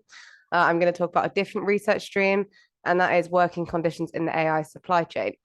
So the way this presentation is going to go down is first, I'm going to talk about the context. Then I'm going to talk a bit about the project, and I will focus on Fair Work AI, so as not to kind of repeat what Jonas was saying. And then I'm going to share insights from 2 case studies. One of the case studies is complete, one of them's ongoing, so the second sharing will be briefer. And then I'm going to summarize by trying to kind of speak directly to the question as posed by the session. So is there space for labor rights? And I'm going to try to make it an optimistic conclusion. So the context. Well, I think this room is probably aware of this, but I'm going to say it anyway. The development of AI is dependent on vast amounts of human labor, and that labor is, to draw on the work of Doreen Macy, spatially divided. What do I mean by that? Well, on the one hand, you have the most stable jobs reserved for engineers, computer scientists, and corporate members of staff who are primarily situated, well, all basically situated in the global north. And then you have underpaid and exploited data workers who are outsourced via 2 key arrangements. So digital labor platforms, as my colleague Jonas discussed, but also business process outsourcing centers. So obviously the International Call Center is kind of the best example of the BPO, but we do now have BPOs specializing in the provision of data work for the development of AI. So that's another key arrangement. And these workers are, generating and preparing the training data for the machine learning algorithms that power AI systems. Now, I know that there are other ways in other kinds of kind of paradigms for AI, but machine learning is the dominant paradigm. So that's what I'm talking about right now. Now, on the other side of the coin, of course, companies are deploying AI. We've heard that in other presentations. And the case studies that I'm going to share kind of speak to both of these sides. So the first case study is a data annotation company, and the second is a logistics company. You might have heard of it. It's called Amazon. And essentially, what I'm going to try to emphasize is that while workers are impacted in context-specific ways, they do face some shared challenges. That's because the kind of principles that underpin the management of both of these workplaces are similar. And also what I want to emphasize is that the challenges that these workers face are not entirely new when we're thinking about AI. What do I mean by that? Well, technology has long been utilized in the workplace, and it's always introduced within the context of ongoing power struggles between workers and management, employees, whatever way you want to look at it. And so, I think it's best to understand some of the changes that, some of the effects of AI on working conditions within the context of that longer lineage. And that's kind of what we're looking to do. So, I spoke about a power struggle. We can understand fair work as an intervention into that power struggle. As Jonas explained, and I'm sorry again if you've heard this, but if you haven't, that's why I'm going to say it. So Fair Work is an action research project, and we're coordinated at the Oxford Internet Institute and the WZB Centre Berlin. And essentially, Fair Work is informed by the idea that fairness in the workplace is not a given. I think we all know that, but that by evaluating and publicizing working conditions, it is possible to elicit pro-worker change. And that's what we try to do. How do we do that? Well, we evaluate companies against their ability to satisfy the Fair Work principles. So I have here a scoring system, and the scoring system is kind of organized around 5 key principles: pay, conditions, contracts, management, and representation. For each of the principles, there's a basic point and there's a more advanced point. You can only get the second if you've got the first, and that means that there are a total of 10 points that companies can get. Now, I think I'm actually going to quote Jonas here. 10 out of 10 is not the perfect job. It is simply the basic minimum standard of fairness. That's really, really important to emphasize. So Fair Work essentially has 3 research streams. We look at location-based platforms, cloud work platforms, and AI. Now, as Jonas explained, cloud work platforms, a subsection of cloud work platforms, feed into the development of artificial intelligence. But as I said in the introduction, that's not the only arrangement. So the Fair Work AI project is kind of broader in that it allows us to consider, one, the BPO style arrangement, but also kind of companies that deploy AI. So it generally seeks to kind of assess the impact of AI on workplace fairness. So to apply the Fair Work methodology to AI supply chains, the first thing we had to do was create a set of specific AI principles. This kind of project was conducted as part of the AI for Fair Work project, which was funded and supported by the Global Partnership on Artificial Intelligence.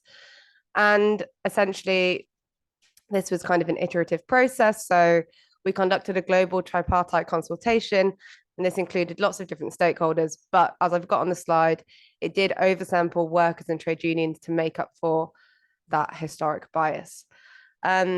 Now, I have an overview of the principles here at the top line level. If you go onto our website, you can see them broken down by the kind of different sub-thresholds.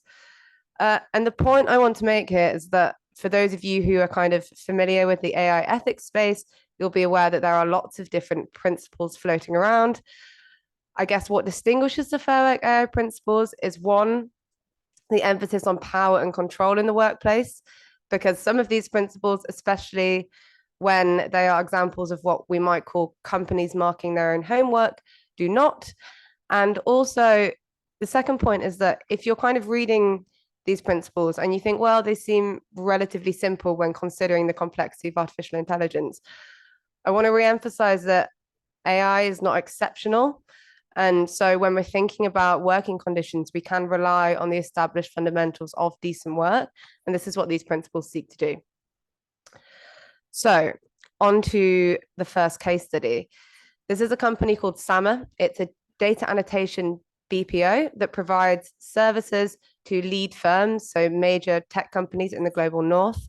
It was formerly called SamaSource, and it was founded by Leela Janet in 2008. Now, Sama is well known in the BPO space because of its association with a concept called impact sourcing. What I mean by that is it's essentially an active attempt to employ those who have lived experience of poverty or have limited access to the formal labor market. Now, this concept has become very popular in Silicon Valley and kind of associated spaces. And I'm not going to go into why that is, but you can kind of make your own assumptions. But yeah, so the way Sama achieves this, what it calls impact sourcing, is by locating its headquarters in America and then the delivery centers. So that's actually where the data annotation work is carried out in Kenya and Uganda. So two areas with a very small formal labor market. Now, Sama was initially founded as a not-for-profit. It's no longer a not-for-profit, but it remains committed to driving an ethical AI supply chain. Now, unfortunately, the reality didn't exactly match the rhetoric. So my colleagues visited delivery centers in Kenya and Uganda in 2023, so in April and May, and they identified a series of risks and harms. And I'm going to talk you through some of those now. So the first was low pay and unpaid overtime. Now, Sama's whole thing is about giving decent work and wages. It claims to be a living wage employer. However, we found, based on interviews with workers and also payslip verifications, that some workers were not receiving a living wage. So the way that works is Sama's impact team works out living wages for each of its centers based on the anchor methodology. But what we kind of identified was that the recommendations were being used more as a flexible benchmark. Okay, so some workers were not receiving that. And on top of that, they were having to do lots of unpaid overtime. Why is that? Well, because there are very high production targets. And if you don't meet your targets, you have to come back until you do. And I think the point I'd like to make here around pay is that this speaks to the value distribution within AI supply chains. As I emphasized, you have a spatially divided workforce. And, you know, the fact that these workers are not being paid a living wage while corporate staff in the global north are being paid big sums of money kind of speaks to the effects of that. Now, in addition to that, they identified excessive overwork and job strain. So the excessive overwork is connected to client rejections. So data has to be annotated to a certain standard, obviously. If it isn't, the client can reject it. Therefore, the BPO has to do it again. And the competition for kind of contracts from these leads clients is very high. There are lots of BPOs, so they have to adhere to client demands. What this means to workers is essentially that if a batch of data was rejected, they were going to have to do it again. So, you know, we spoke to workers who were doing double shifts simply to get the work complete. Now, 5 minutes. Oh gosh. Okay. So yeah, basically the next thing in connection with that, the like high demands, workers have really low decision-making latitude. So they don't know why the data is annotated, for what purpose, or why they have to do it in a certain way. The consequences of this are basically negative health impacts. In addition to all of this, basically there's really extreme precarity, and that is because of extremely short contracts. So most of them were between 1 and 3 months, but some were as short as a week. And if your contract is not renewed, you would get placed on something called the bench. Now, the bench, you remain an employee, but you are not paid. You are waiting until new work comes in. Obviously, this is a major source of stress. And the point I want to make here is that Sama, despite some of the, the issues with these initial findings, it is a golden opportunity because, as I said, that's how impact sourcing works. There are a lack of other opportunities for the workers who are working there. And so, there's a constant kind of battle between the desperation to keep the job and the risk that you might lose it. This obviously allows the company to extract extra work. So that unpaid overtime is kind of connected to this. Then we have just unfair management. So workers were subject to really strict labor management process, digital monitoring, also in-person surveillance, and finally, a lack of collective power. This in part is due to kind of a specific situation at SAMA, which was evidence of trade union victimization, but also essentially the structural bargaining power of these workers is incredibly weak. That's because of the fungibility of BPO work. So at the drop of a hat, the lead firm could simply decide to contract services elsewhere. So it's kind of an added layer of precarity. Now, I've got some quotes here. I'm obviously not going to read them, so we've got about 2 minutes left, but you can have a look yourself. And I guess the point is that on initial finding, SAMA, ethical AI did not appear to be so ethical. Obviously, there are broader implications for the entire industry. If this is what ethical AI looks like, what does, non-ethical AI look like? Now, I will quickly go on to the second case study, which is Amazon. It doesn't need any introduction, but basically, we're looking at the conditions in UK-based warehouses. And I want to draw your attention to some initial findings. Like, as I said, these are emerging. The case study is ongoing.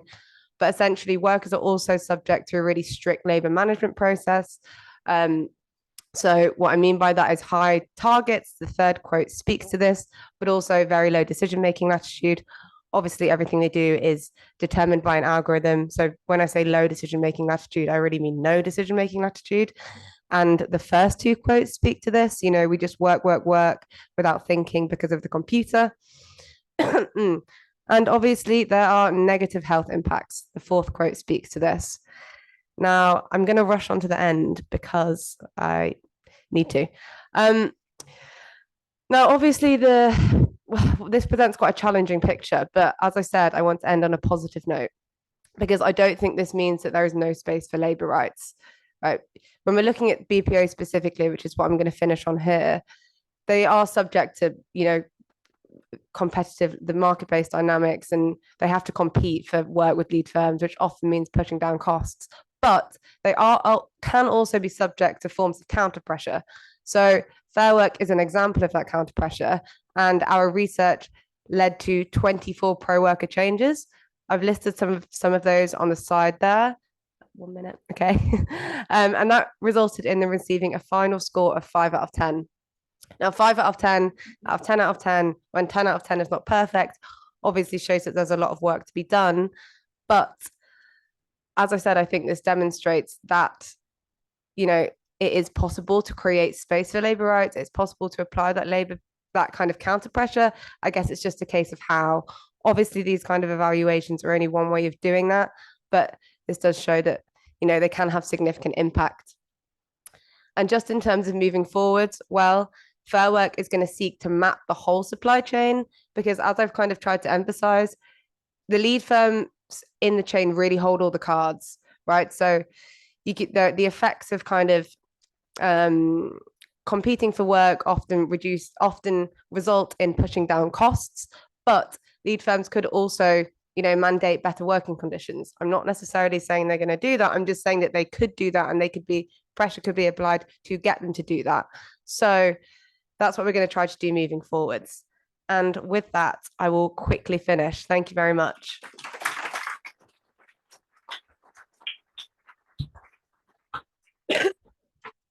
Thank you very much, Lola. That was excellent, and it was really interesting to see the important research work you've done, but also the fact that it might even have made some impact in the world, which is really nice.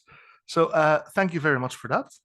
Let's now move directly to the third presentation by Dario on digital platforms, power, asymmetries, and labor. Okay, so thank you so much for the invitation. It's great to be here presenting in front of us. My name is Dario Guarascio. I'm Professor of Economics of Innovation in Sapienza, University of Rome. And what I'm going to present is part of a joint work, or many joint works, with Valeria Cirillo and Jacopo Tramontano. I fear my presentation is a bit too long, so forgive me if I will run fast or jump some slides.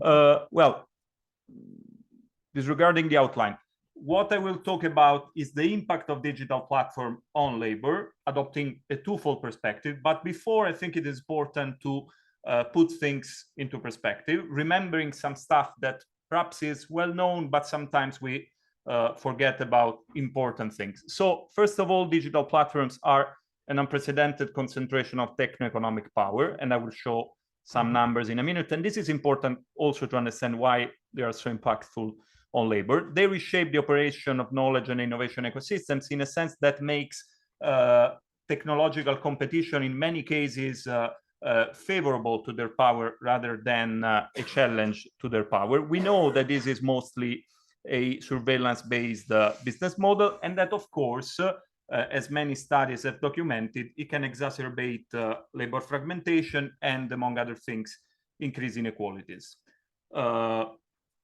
This is a kind of polarized geoeconomic concentration of economic power. These are numbers about the capitalization of the main platforms. If you just sum up, but here mathematicians are better than me, you will end up with values that are beyond that of the GDP of countries like Japan, just to have a measure of the power that these companies hold in their hands.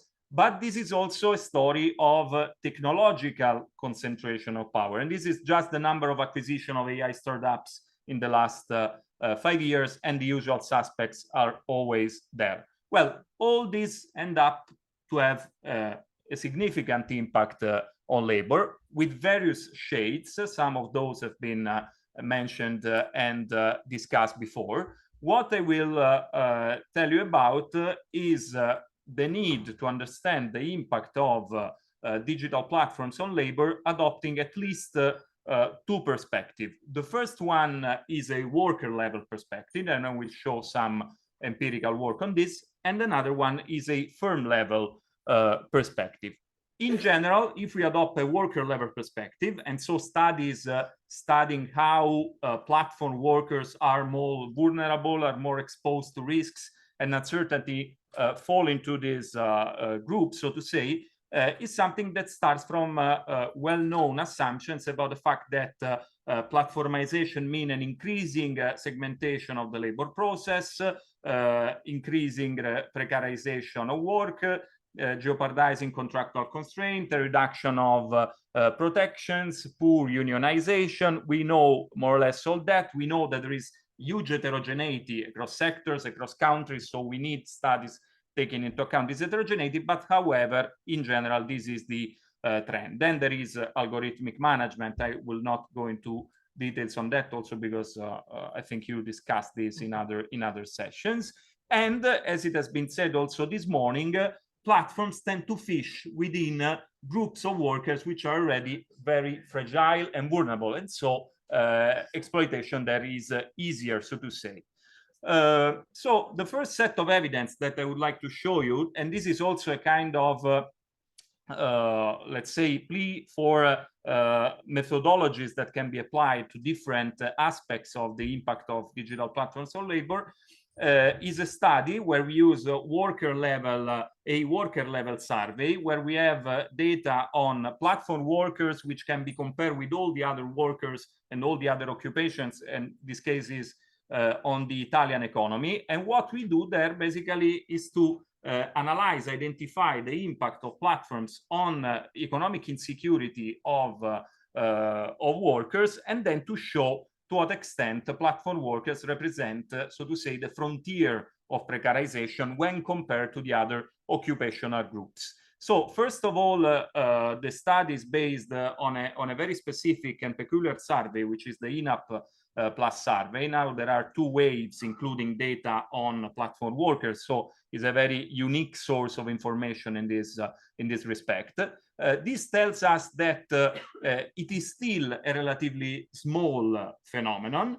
However, it is growing. It has grown a lot with the pandemics, of course, and however, it is very relevant because it represents a peculiar kind of digital precariat, so to say, that deserves to be understood concerning the conditions of these workers.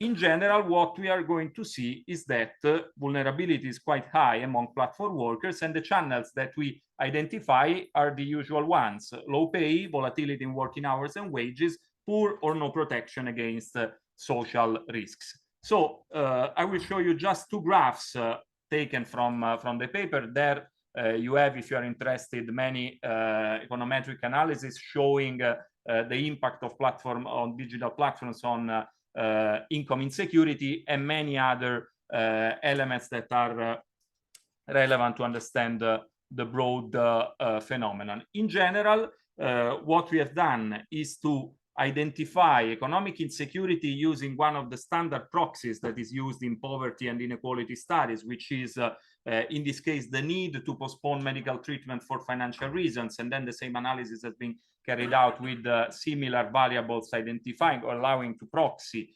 economic insecurity. And basically, we try to see if, whether and to what extent platform workers are more likely to be insecure. So in this case, likely to postpone medical treatment for financial reasons as compared to other workers. Of course, trying to control for all the stuff that can bias the relationship. And as you can see, in general, we found that platform workers tend to be significantly more vulnerable than other workers, both among the population and among the working population more specifically. This graph shows the comparison between the result on economic insecurity for all the occupational groups. And what I think is particularly interesting here is the fact that the share of economic insecure workers among platform workers is close to the share that we found among the unemployed. So it is not only that platform workers are in a worse condition as compared to all other occupational groups, but that in fact these are a kind of frontier group where the elements of uncertainty, of vulnerability, of insecurity are way beyond all the other, making them close to the unemployed. But we started studying the impact of digital platform on work and on economic insecurity, relying on worker level data now 4 or 5 years ago. 2 years ago, we started thinking that, in fact, this is a quite limited perspective to a certain point of view, because the restructuring and the change that platforms are causing in the market are way larger. And there is what we identify as a kind of indirect impact of platforms on work, and in particular on labor quality in this case, which goes through the dependency that other firms have vis-a-vis the services and the technologies that platforms monopolize. This is something that echoes some of the stuff that has been said in this morning panel, I think. There's been some discussion in the US about how Amazon puts pressure on the third-party sellers and on the SMEs using its marketplace, and how this then ends up having huge consequences also for the workers employed by these companies. So again, together within which is the National Institute for Public Policy Analysis, we developed a research agreement, a specific and very new survey, which is the digital platform survey. So again, these are data on Italy, providing very rich and I would say new, unique information on companies relying on platforms to access the digital market. These companies can then be compared to other companies. And we have information on the wages that they pay, the kind of contracts that they use. And so we are in the condition to identify, again, empirically, if the dependency vis-a-vis platforms and that has then an impact on the way workers are dealt with in these corporations. A small step back, because there is a new, so to say, theory and literature that is trying to give attention to the indirect impact, or in general to the impact that techno-economic dependency vis-a-vis platform can have. So having the firm as a relevant unit of analysis. Martin Kenny has been one of the pioneers of this kind of analysis. And so the idea is that firms are more and more in need of platforms and of the services that platforms provide. There are strong power asymmetries related to the fact that platforms are gatekeepers, monopolize key services, that can change unilaterally contractual conditions and competitive conditions. There are lack of alternatives in many cases when there is the monopolization of a marketplace. And as Kenny and Cutolo undermined, there is, however, a relevant element of heterogeneity and an importance of the length of the relationship with the platform. At the beginning, it could very well be that you open up a larger market, so you have, so to say, good impact on performance and so on labor. But then dependency might grow and there can be different effects. And so this interesting graph is a representation of this. So basically what I'm going to show you is the results of a very preliminary work based on the Italian Digital Platform Survey, showing first of all that, and I forgot to mention that here we are looking at 3 sectors because the survey is based on those 3 sectors, restaurants, hotel, and transports. By the way, 2 of those are very exposed to the penetration of digital platforms. First of all, as you can see there are different digitalization modes. So we have companies accessing digital market relying on both their own website and third-party platforms, those that rely exclusively on digital platforms. And of course, this case is the one more prone to have then techno-economic dependency. Well, we measure the techno-economic dependency in various ways. One of those is having more than the 50% of revenues stemming from the intermediation of the platforms, but there are other measures. And upon this, which of course is a proxy measure, as you can see, at least in the hotel, in the hospitality sector, there is a quite large share of companies in this situation. And as you can see, but I have to run fast, both sectoral and size-related heterogeneity matters. And as an innovation economist, I know that size matters a lot, because if you are a small company, this means that you have poor capabilities, poor capitalization, and it is more likely that you end up in a dependency condition that then can be dangerous for your workers too, okay? And this is a graph showing the distribution of firms responding that platforms have changed unilaterally the contract during the period of the relationship with them. And as you can see, among platform-dependent companies, of course, the share is quite high. And again, there is an important sectoral heterogeneity. We have data on the average commission paid to the platform by companies. And as you can see, again, the right-hand part of the distribution of platform-dependent companies is quite large, showing that, of course, there is an impact on the amount of commission paid to the platform. Now, I'm going to show basically 2 outcomes concerning the impact on labor. The first one is how wages behave in firms that depend on platforms and in firms that do not depend on platforms. Take in mind that we are talking of 3 specific sectors, of course, here, and then we have no data on retail, for example, that could have been very, very interesting. However, what we can see here is that at least in transportation and food, there seems to be a positive impact on wages. So perhaps what we have is that the phase is the one where having a relationship with the platform means opening up the market and so having more business opportunities. However, in hospitality, in the tourism sector, where in Italy there is quite a monopoly by Booking, for example, concerning the intermediation of demand for touristic services, you have a different figure. And let me go to this, that is the probability of having a share of precarious contracts, so temporary contracts and other non-standard work arrangement over standard ones. And as you can see, as higher the probability of being dependent on a platform, so companies that relying on platform to earn a relatively large share of their revenues have a higher probability of hiring, let's say, low-quality jobs or temporary jobs. Of course, these are preliminary evidence, even if concerning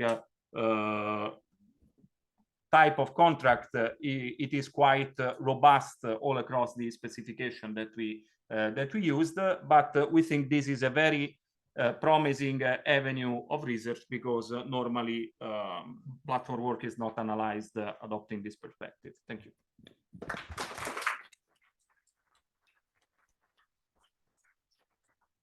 Thank you very much. That was fascinating. And as with all the speakers, I'm very sorry for cutting you off all the time, because for all of them, I would like to listen much longer. I mean, if you wouldn't have said, I think this was a natural endpoint. It was very good. And then I welcome the last speaker, Jessica. Thank you so much for an audit of Uber's upfront pricing algorithms. Thank you. Working in a regime of prediction. Mhm. You have 15 minutes, and I will flash the cards. Yeah, thank you. Okay. So thanks everybody for being here for this last presentation. It is a common effort, the results of these studies with Paul-Olivier Day and Sophia Kiprau. We work together at Personal Data IO, an NGO, and I'm also a researcher at the University of Neuchâtel. And it is also possible to present this because it's a common effort with civil society, with trade unions, and with other scholars in other disciplines. Because we did participatory science research, and I will explain what is this throughout the presentation. We focus on Uber because of the reclassification of workers as employees going on worldwide. Sorry, and we have talked a lot about this, right? So I think we kind of know the context today of Uber drivers being independent contractors and pretended to be not employees by Uber, who plays the game of being a neutral technological intermediary. We know in practice it's not true. This is because of the use of algorithmic management. We have seen clear definitions these 2 days about the diversity of these, but what I will focus more is in one specific feature of Uber, also applied in Volt, for example, is the upfront pricing system. This means predicting fares in real time for both clients and the Uber drivers. And this is controlled also by their capacity, technological capacity and market capacity of profiling users and profiling drivers, and even take into consideration context criteria to modify these prices in real time. So this leads to discrimination. We have great scholars here showing that the gig economy, that it's implementing algorithmic management, affects particularly working time, right? And this is because the gig economy is automizing and punctuating work that is more and more fragmented. And this leads to important questions: how we define today working time, and also how do we calculate working time? And this is in tension with labor rights and national laws and GDPR, as I will show. We know this has clear consequences, and this is a work from a Worker Info Exchange showing that the couriers are fired because they were waiting too long, which means that they are not productive enough for the company, right? And this happens in opaque ways, and we have discussed also a lot about this, but I think what is important to highlight here is that this opacity doesn't give calculative power, as scholars call it, to trade unions, to the workers themselves, to have the means to have a future income that is stable.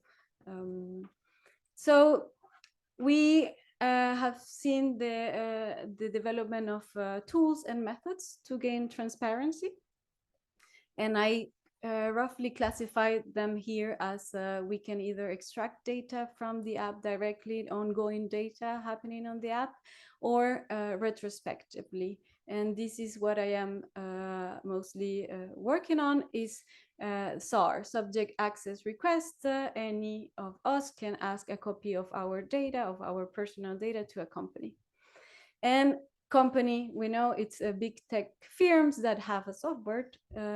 So we helped since 2017 Uber drivers in Europe and to recover their data with tutorials, and this has led today to a more collective power and aggregated analysis of the conditions of drivers that I will show today.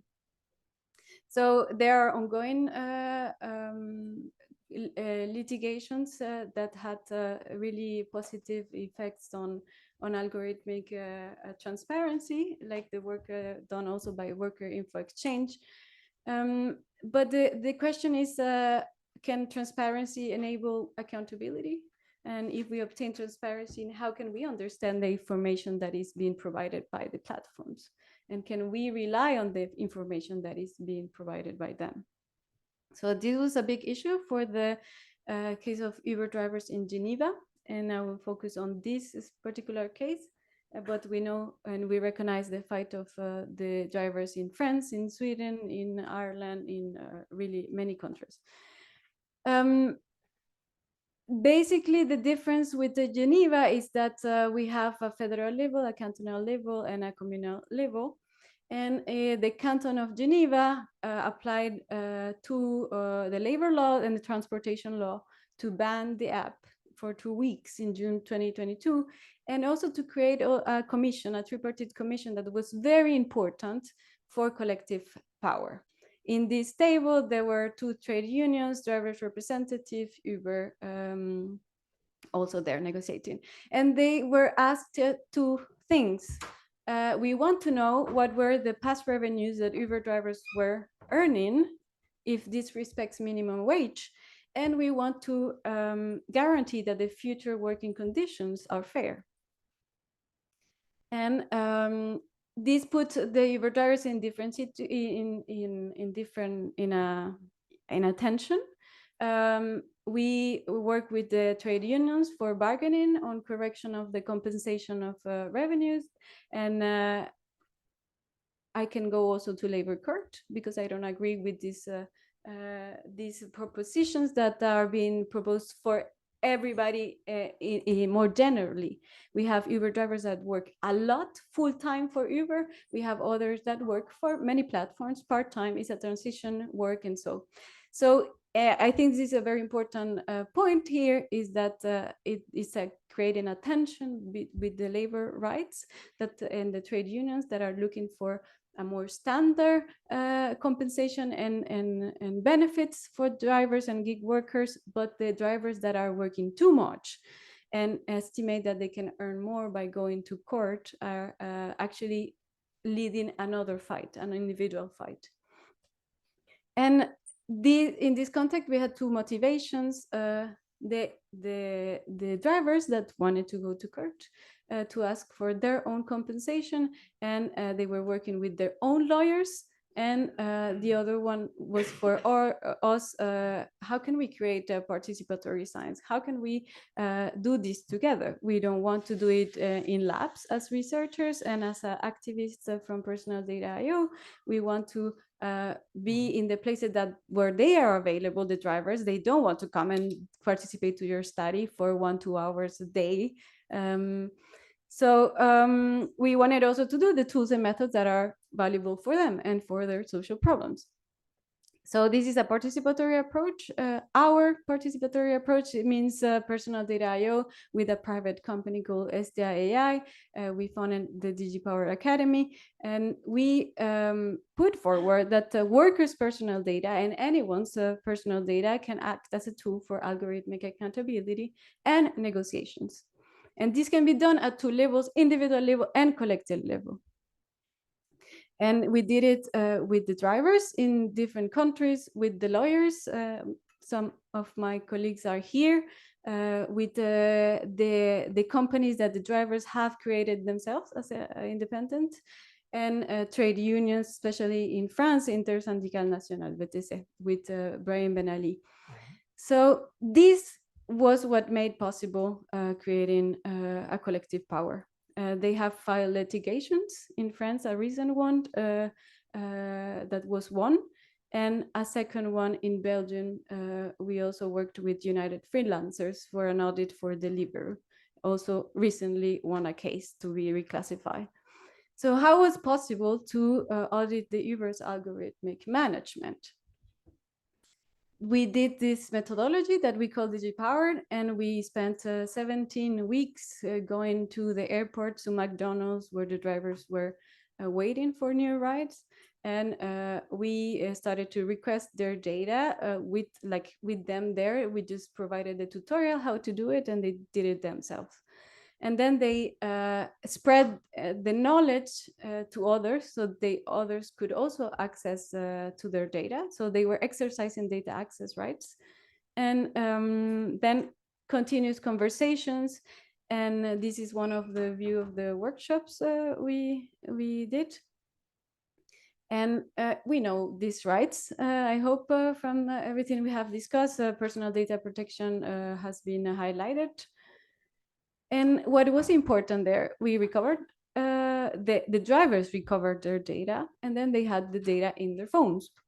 And we wanted this collective power of how is Uber allocating tasks and fares. And we need to put together this data. So we focus on the geolocation data. And the geolocation data was very precise for individual trips and the overall view of years of working with Uber. And in there, we found 3 important times that were defined with the drivers that they consider as an effective working time.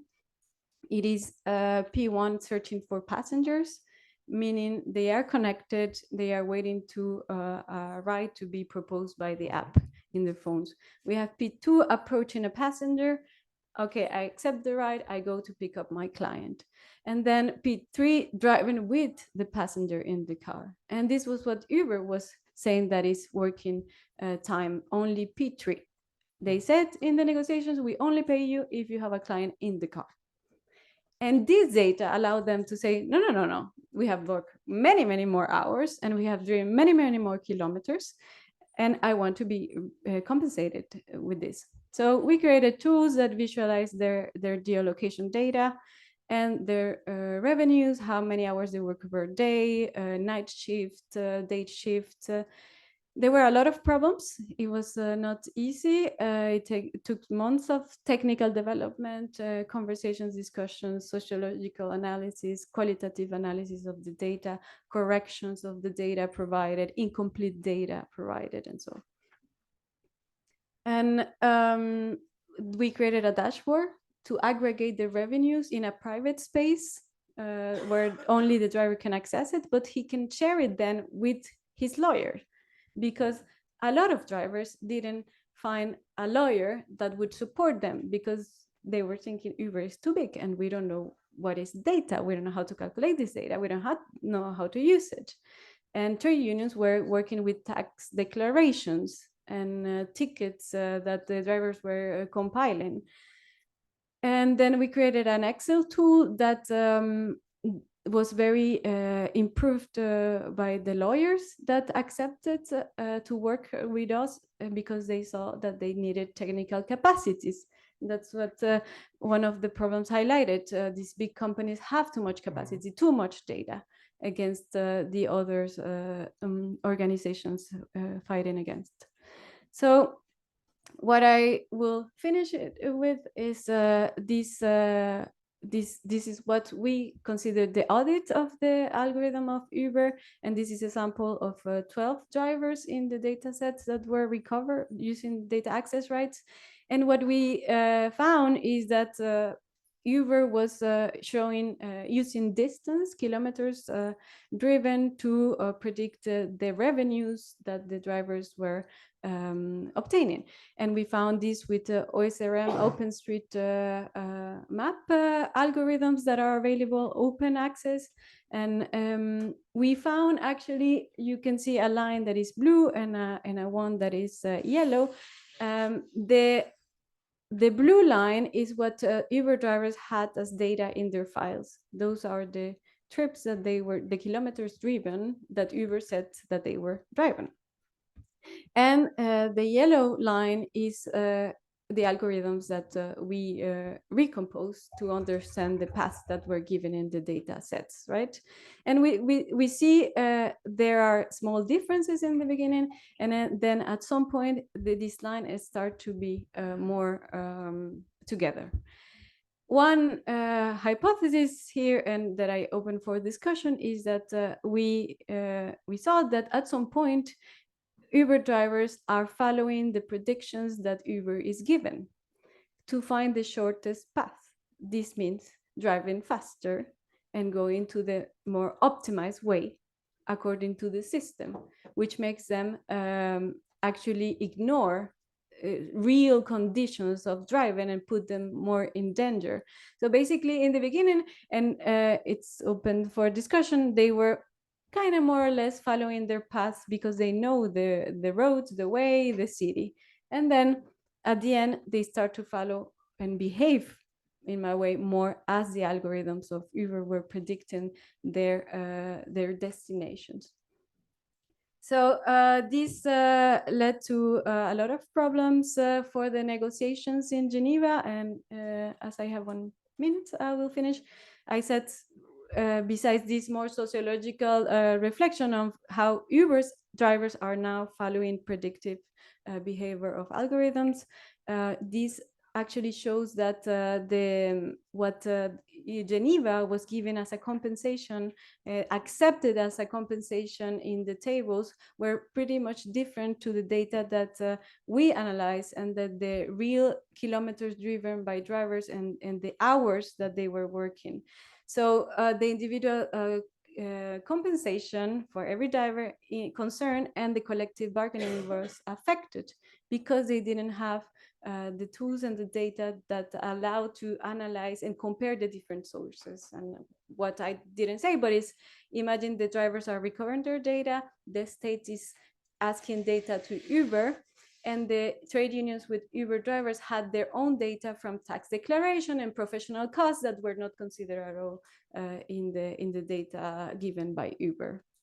So it was a big issue, but we still think that the data access right gives a collective power to understand the system and negotiate. Thank you.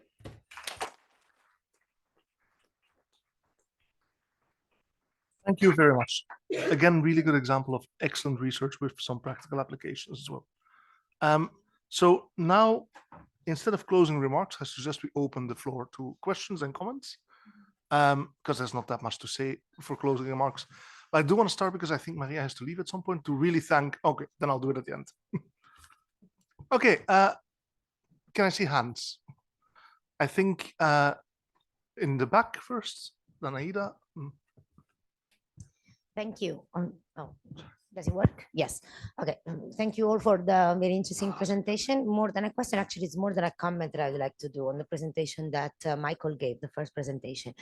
And I think that actually is, I agree with you because you raised a super interesting issue, which is the one of the solo self-employed and how do we deal with people who are technologically and economically dependent from platform, which is, it's a big issue. It's something that I agree with you. There is no much said into the directive, in the proposal of the directive, and there is not even much, let's say, policy action on this specific topic. However, I have to say that I disagree on the second part, when you actually both define YouTube as a digital labor platform, because in my opinion, it's not. And also on the end, I can explain why, because there's no doubt there are some people who use YouTube to work.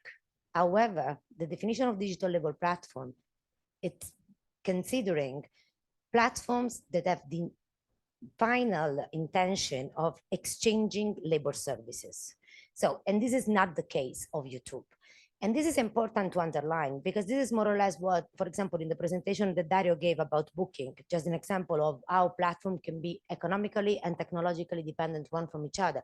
Then at that point, even Booking should become a digital labor platform according to that definition. Yeah, Airbnb or things, yes, it is. And then there is a second point, that also I like to highlight. You said that according to the definition of the directive as it is of today, platform like Upwork would not be included. This is not correct. Upwork will not be included in the definition of digital labor platform. And this is not correct. Upwork will be included according to the definition that we've seen. And then I don't want to take too much time, but this is a little bit the gist of the topic. Do you want to say? Yeah. Thank you so much for this wonderful session, actually. I don't want to say probably 6, we should have a chat outside this room. Let me do that, because I think, yeah, there are quite a few things that we agree on a lot of things, but on this one, actually you bowled me over. I need to really have a chat. So let's do that. But I want to raise a point that was on a presentation done by Lola. And I think when I started hearing the presentation about the entire point of ethics, I had something else in mind, because I also use the word quite a bit, ethics, when I talk about AI supply chains and when I get into the work. And I think for us, probably, it's not just important to talk about just the working conditions. Working conditions is very important. And for me, I don't think I can get into a big ethical point there, because that's something you have, there are the labor standards. Let's respect the labor standards and go by it. And here the labor standards are not the bare minimums we are talking about. We are talking about much more about what the kind of job you're doing and what you should be paid for. But I think with the kind of AI development that is happening, and the issues that are getting raised is much more the moral, ethical issues around the content of work. When you're talking about SAMA, or whether you're talking about any of the BPOs today, the kind of work they do is a lot of content moderation, a lot of labeling. And who are these workers who are doing? They're developing country workers with very high levels of education. So there, the question comes up is both the content of work, what is happening to this kind of a labor force in many of these countries, and how the power, the platform power, allows you to basically buy governments and basically negotiate and lobby with governments to set up these BPO companies today and exploit this highly educated labor, which does not really help within the development process within the countries. And I think for me, there is where the larger ethical question comes in about what we are doing to the labor and what we are doing to the content of work, whether all of this content of work needs to be done by the labor of the developing country.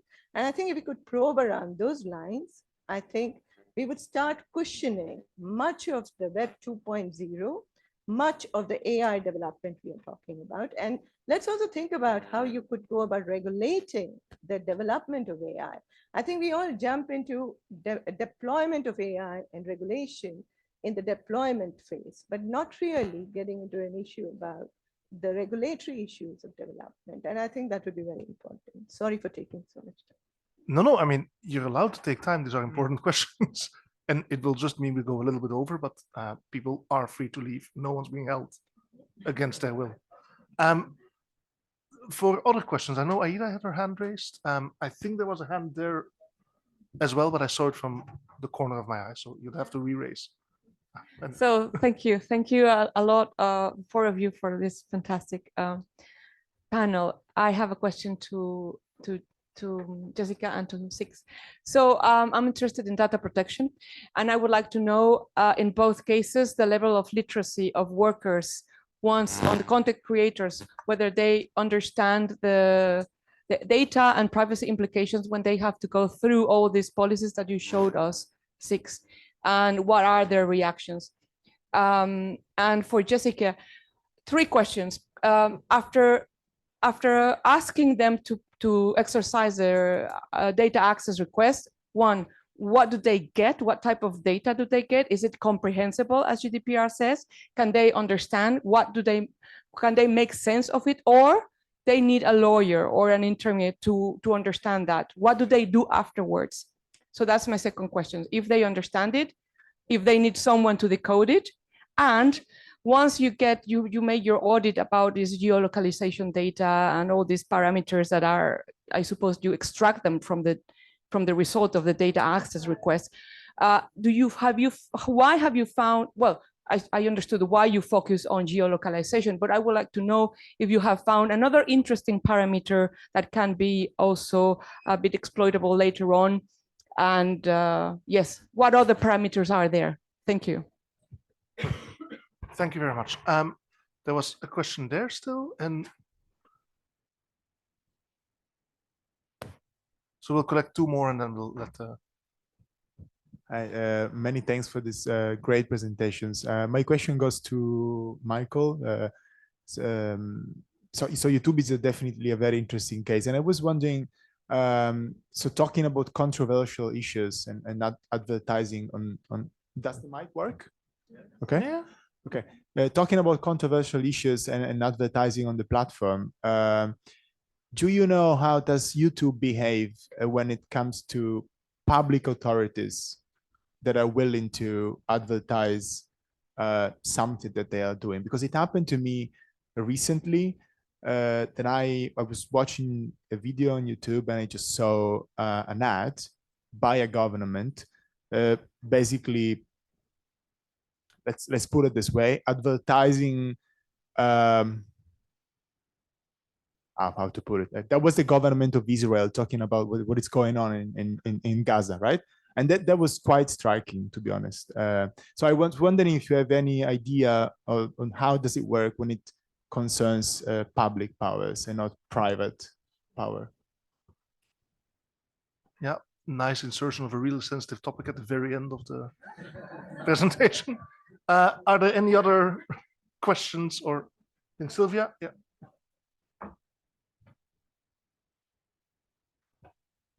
Thank you very much.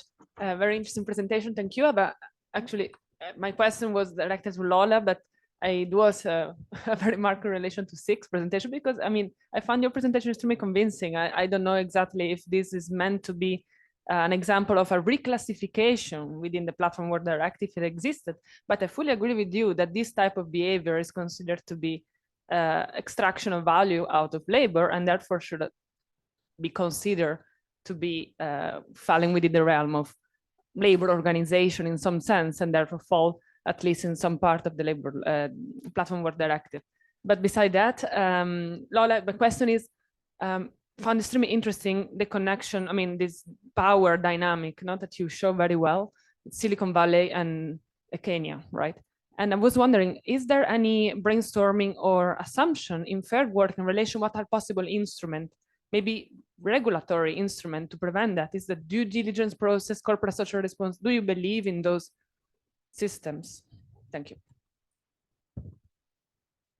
Good. For the sake of time, we'll have to leave it here for questions. I do have one more question for Dario, which is, but maybe I can have the answer afterwards.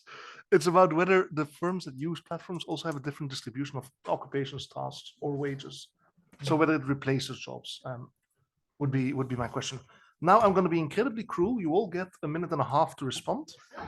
And after that, I'll make an annoying sound. And let's just go in the same order as the presentations. And then please do talk afterwards as well. It's because I know a lot of the topics, especially the first ones, were really big issues. So you probably can't answer to everything, but have a go. So Six, you start. I'll be very quick. Ana Rosa, thank you. I'm so relieved. I've been told by various lawyers that Upwork and Amazon Mechanical Turk, upon reading it, the definition, they say, it's not clear, you could argue either way. If you tell me it's completely clear, great, I will sleep better, thank you. About the definition of digital labor platform, whether YouTube should be or shouldn't be, I think my real point is, if you look in the literature at how digital labor platforms are defined, mostly sociologists, technologists, economists, they think of any of these intermediaries as digital labor platform. I will not say, okay, a legal definition of digital labor platform in any instrument must include YouTube, but these creators and other kinds of workers on digital platforms, whether or not we call them digital labor platforms, they have the same issues. So from a labor market governance point of view, from a decent work point of view, and obviously like the lack of decent work in these contexts, there are some people making a living there. This undermines the negotiating position and the bargaining power of people in the traditional economy and traditional non-digitally intermediated freelancers. So it's an issue for decent work. That is so how do we tackle it? I have absolutely no marriage to any particular position. I'm completely pragmatic. I'm American. I will take anything I can get.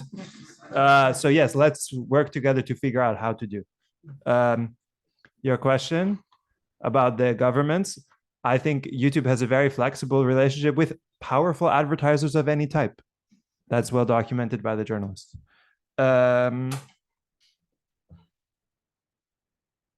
Do workers know their rights? No.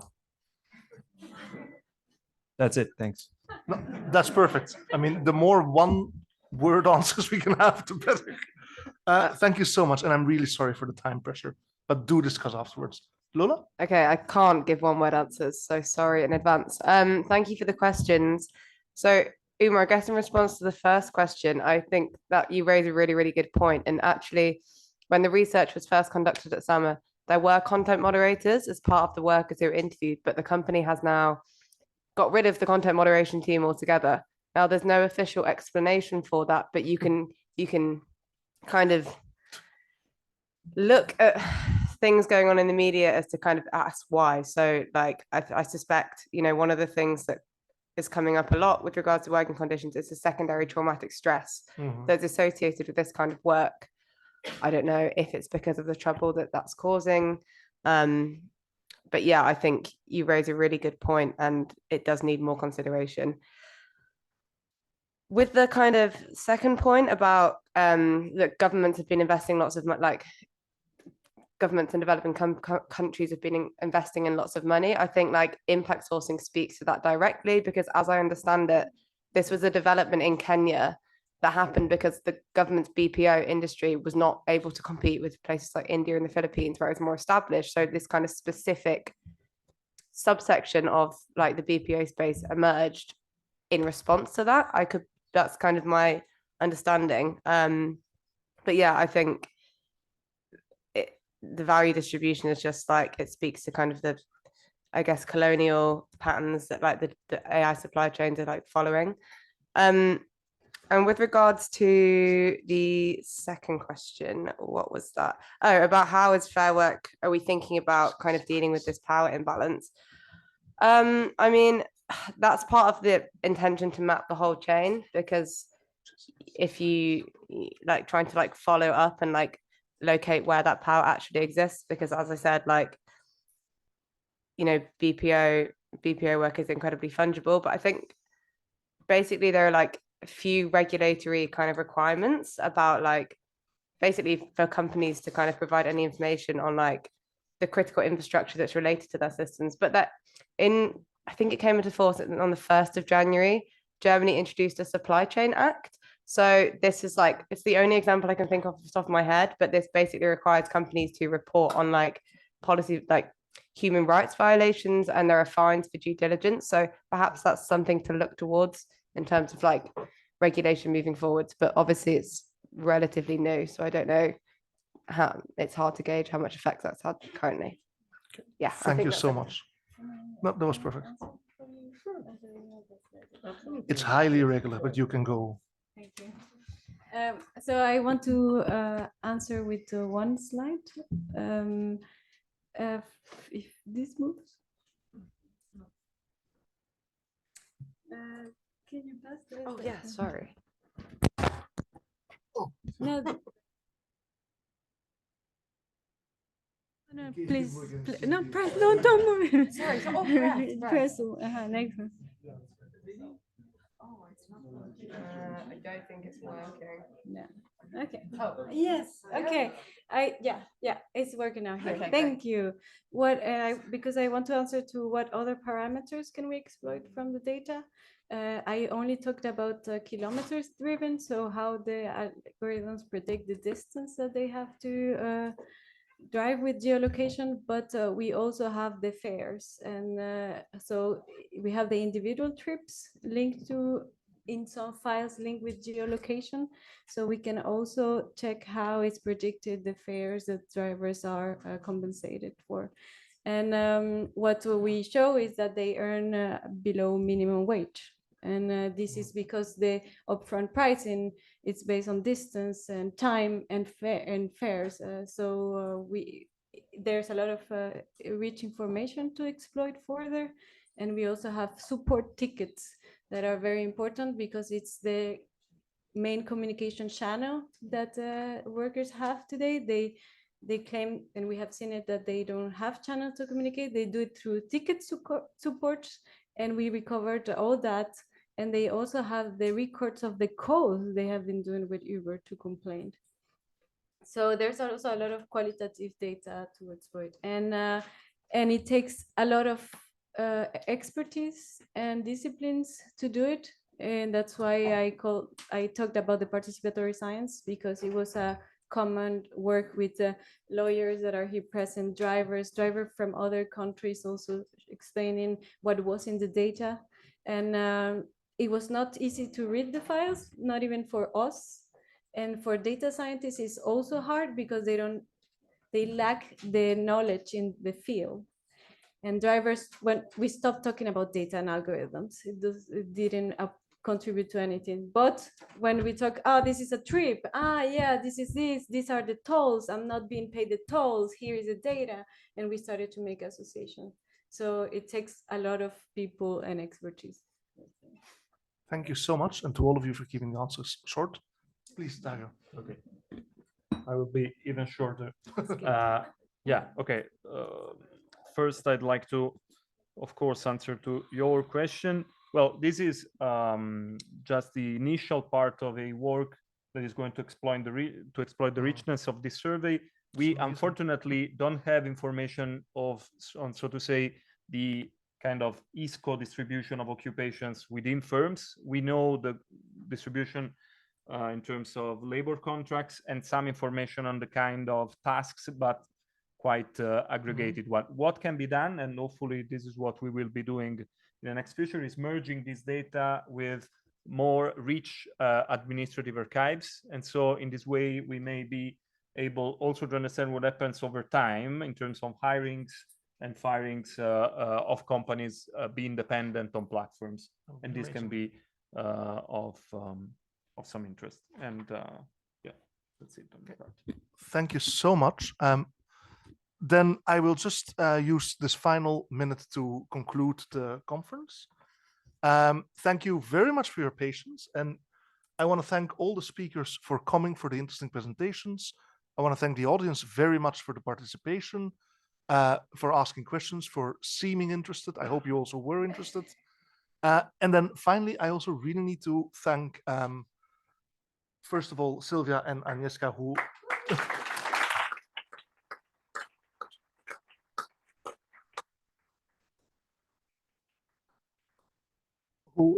did the conference in terms of the scientific program. And then we couldn't have done anything at all without the help of Maria and Angelique.